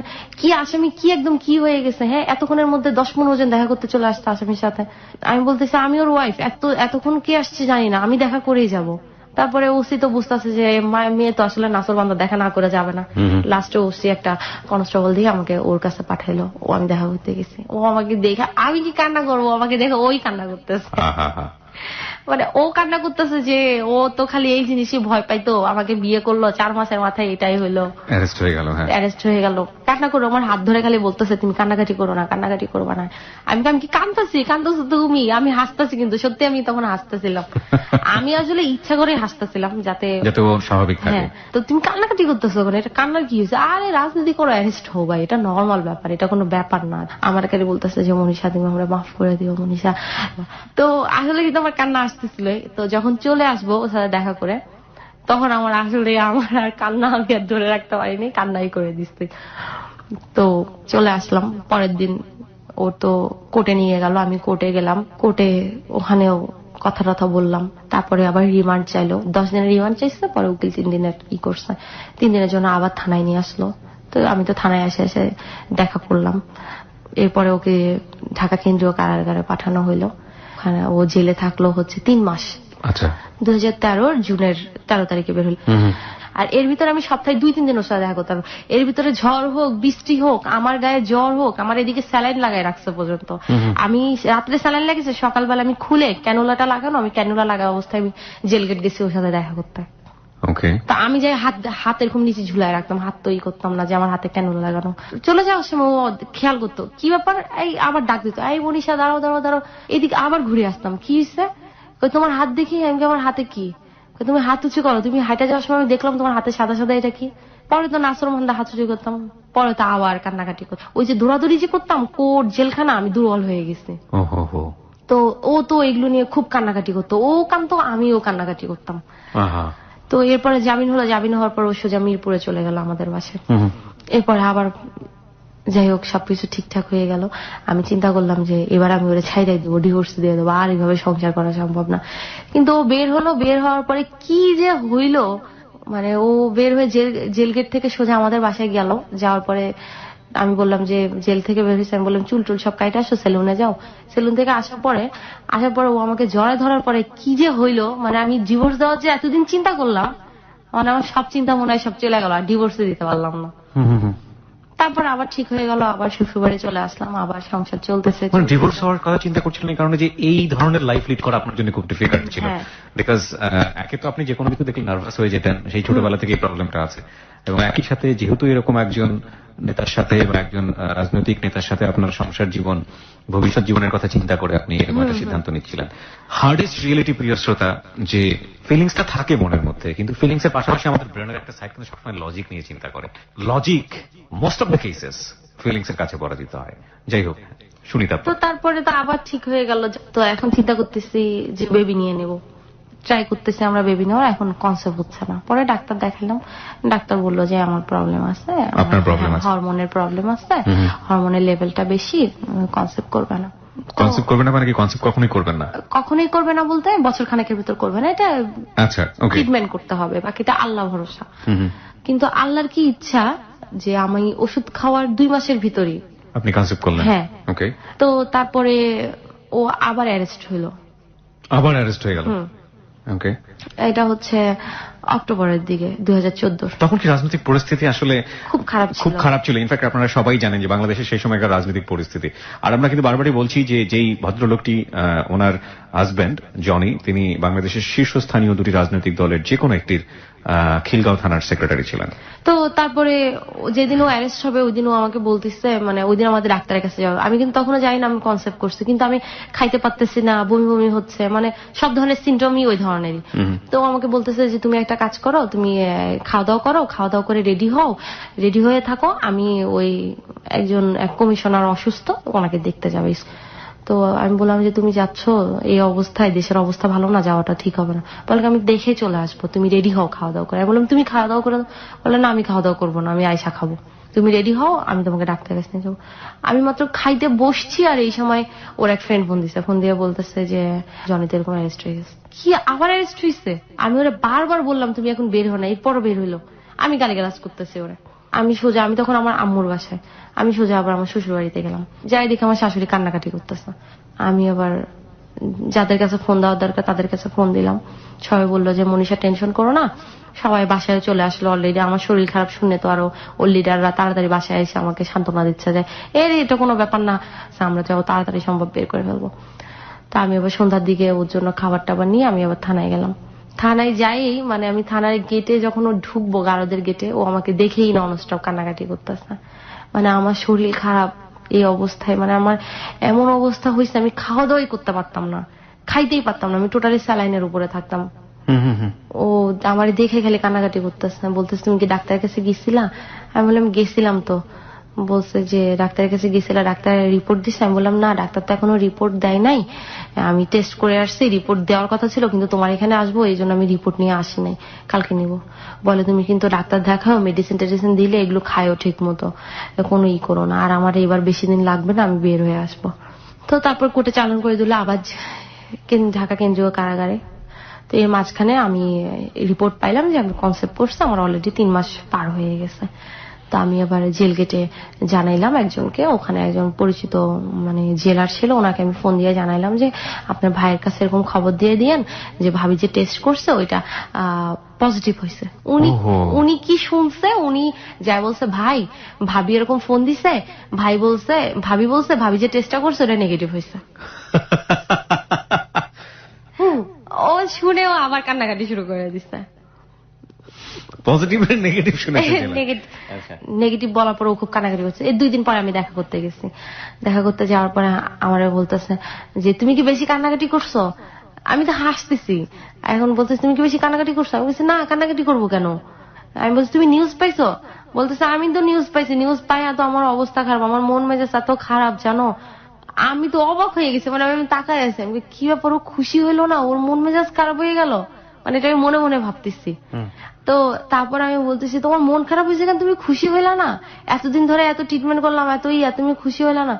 বলে খুশি হইলাম না মানে? আমি বললাম কেন, তোমার বলে না আমার পজিটিভ হয়েছে? পজিটিভ হয়েছে? ও তো আমার বলছে তোমার নেগেটিভ। আমি বলছি না আমার পজিটিভ হয়েছে। ও তো খুশিতে শেষ, বলছে আল্লাহ তাহলে তো আজকে যাই মনে আমার 8-10 কেজি মিষ্টি বিলাইতে হবে জেলখানার ভিতরে। তো তারপরে ঈদের আগে আমি ওকে বের করলাম, বের করার পরে বের হলো, এরপরে আমাদের আবার সময় ভালোই যাচ্ছে। এত টেক কেয়ার করতো, এত টেক কেয়ার করতো। আমি প্রেগনেন্ট হয়েছি বলে না, বিয়ের পর থেকে, বিয়ের পর থেকে আমাকে গোসল করাই দেওয়া, আমি গোসল করে কাপড় রেখে আসতাম, আমার কাপড়গুলো ধুয়ে আবার বাথরুমে রেখে আসতো। নাইরা দিলে ওর মা দেখবে না, ওর বাবা দেখবে, বলবে যে দেখছো বউয়ের সেবা করে, এই জন্য কাপড় চোপড় কাইচা ও বাথরুমে রেখে আসতো। বলতো মনীষা তুমি একটু নাইরা দাও, আব্বু আম্মু দেখলে মাইন্ড করবে। ওরা আম্মু মাঝে মাঝে বলতো যে তুই যে বিছানা টিছানা ঠিক করস, তোর বউ কিছু করে না, এগুলোতে বউ কিন্তু নষ্ট হয়ে যায়। কোনো কথা বলতো না, চুপ করে নিজের মতো নিজে করতে থাকতো, কোনো কথা বলতো না। তারপরে খাওয়াই দেওয়া আমাকে রাতের বেলা, ম্যাক্সিমাম সময় হয়তো কি আমার ঘুম ধরছে, আমি ঘুমাই যেতাম, ও আইসা ওই খাবার নিয়ে টাইনা তুইলা খাওয়াই দিত। এই টেক কেয়ার গুলা না ওর বিয়ের পর থেকেই চলতেছিল। আর প্রেগনেন্ট হওয়ার পরে তো আর কি বলবো, প্রেগনেন্ট হওয়ার পরে ফজরে আজানের সময় উঠতো, ওইটা 2টা ডিম সিদ্ধ করতো, কইরা আইনা গরম পানির ভিতরে দিয়া রেখা দিত যাতে গরম গরম থাকে। হ্যাঁ হ্যাঁ, সকাল সকাল উঠতাম, আমি হাঁটতে বের হইতাম যাতে আমি হাঁটার আগে খায়া যাইতে পারি। তো এইভাবেই হইলো। এটা হচ্ছে জানুয়ারির দিকে দেশের অবস্থা খুবই খারাপ হয়ে গেল। হঠাৎ করেই জানুয়ারির এটা 16 তারিখে ও হঠাৎ করে আমরা খাওয়া দাওয়া করতেছি, রাত্রে একটা ফোন